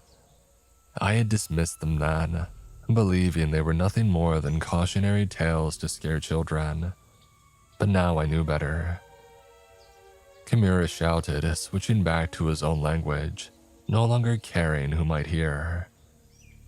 We fled blindly, stumbling through mud and over roots as more splashes echoed from all directions. Panic had turned to pure instinct, but we kept running. How much farther to the hills? Kimura asked between breaths as he passed me and took the lead. Not far, just a few more kilometers along the coast. He spat in frustration and whispered urgently over his shoulder to his remaining men. They looked pale and shaken. I didn't need to understand their language to see the fear in their eyes. Dawn's coming. Once it's light out, they'll spot us easily and get us out of here, and maybe, just maybe, we'll let you live, Kimura said. I nodded and quickened my pace. For nearly an hour, we pressed forward through the clinging mangroves. Somewhere in the darkness, the crocodile still lurked, hungry and alert. Time was running out. The end of this flight would either bring life or death. My feet had gone numb from the cold and the pain. Each step felt dull and distant, as though they no longer quite belonged to me. A thirst clawed at my throat and hunger gnawed relentlessly at the pit of my stomach. My body felt as though it had been pushed far beyond its limits, stretched thin by exhaustion and stubborn will. Still, I did not stop. This march could not go on forever. Even the longest and most desperate retreat had to end somewhere. Where this one would lead me, I tried not to imagine. The silence around us grew heavy as we moved through the darkness, pressing in from every side like a weight on the chest. Now and then it was broken by the low, restless murmurs of my captors. Uneasy whispers carried between them in the dark. Their voices were tense, edged with a nervousness they tried and failed to hide. Even they could feel it. Something about the forest was wrong. Finally, we had reached the river mouth. The open sea stretched before us, waves breaking gently beneath the hum of nocturnal insects. The salty air hung thick. "Where's the bridge?" Kimura asked. I stared him in the eye as I answered. "There is no bridge." "What do you mean?" he snapped. "You asked me to guide you through territory that the white soldiers never patrol. This part of the jungle has never been charted, not even by my people. There is no bridge. We have to cross the river." He approached the riverbank with caution. The river wasn't wide, maybe 50 meters across, but it was deep, dark, and silent. "No bridge?" he asked again, almost to himself. I stepped into the water, the soft splash echoing faintly in the dark. "Move slowly, don't splash. They sense movement." Kimura turned to his men, nodded, and followed. Their feet sank into the knee-deep silt, water whispering cold around them. The sky was paling. Morning was near. "Pelen, Pelen," I repeated, quieter this time. "Nanti dia dengar." "Dia?" Kimura asked, confused by my words. I turned, pressing a finger to my lips. "Shh, quiet. Why are you calling it dia?" His voice quivered. "Isn't that word used only for pio?" Kimura never finished. A shriek shattered the silence. Behind him, a pair of thin and long green hands suddenly burst from the river and yanked one of his men under. Screaming erupted. We thrashed toward the opposite bank, desperate and terrified. But another flash, another pair of claws, and the river had claimed its second victim. Now, only us two remained. We swam, arms burning, legs heavy. Kimura's rifle vanished beneath the surface, lost forever. He didn't care. All he wanted was to reach solid ground. I reached the far bank first, grabbing a thick root and pulling myself up with surprising ease. Kimura was just behind me, but he struggled, weighed down by his muscular frame. "Help me," he gasped, clawing at the riverbank. I reached down instinctively, grabbing his arm, but then I paused. Our eyes met, and in that moment, I saw the truth in his face. The soldier who had shown me kindness, who had spoken of his home, his sorrow, his soul. He wasn't a monster. He was a man just like me, a victim of the same cruel war. "Please," he begged. I hesitated and then I let go. "Quick and painless," I murmured. He splashed back into the river and the water erupted. Two scaled arms wrapped around him like a lover's embrace and dragged him into the deep. He didn't scream. A pair of yellow eyes glowed beneath the surface, locking onto me before vanishing. And then silence. I sat still for a long time staring into the river, listening to the distant rumble of the ocean. I knew now what the elders of the village had feared for generations. It wasn't the crocodiles, it was something worse, something ancient, something that understood. If it wanted to taste sweet, tender human flesh again, it had to let me live. When the sun finally rose and bathed the swamp in light, I stepped back into the river to begin the long journey home. I stood at the grassy edge of the river, staring down into the still, murky water, waiting in silence. Far off, the low roar of waves crashing at the river mouth drifted through the air, a reminder that high tide was on its way. Soon the water would rise and swallow the banks, creeping inward until the forest surrendered to it once more. The sooner this place was left alone, the better. Still, I did not move an inch. I kept my eyes fixed on the surface, unblinking. A smaller hand suddenly broke through the surface of the water, pale and trembling, fingers stiff with cold. For a brief, terrible moment it faltered, as if about to sink back beneath the surface. I lunged forward, grabbed hold, and hauled the rest of his body out of the river and into my arms. The boy erupted into violent gasps the moment that he's free, his chest hitching as he sucked in air, coughing and retching, water pouring from him and soaking my clothes. "Grandpa!" He cried weakly, salt water spilling from his nose and mouth as his body shook. "Easy," I murmured, holding him close and patting his back as he bent forward and emptied his stomach onto the grass. "Easy, boy." Any anger that I might once have felt over his disobedience had long since drained away, leaving only relief and a deep, settling exhaustion.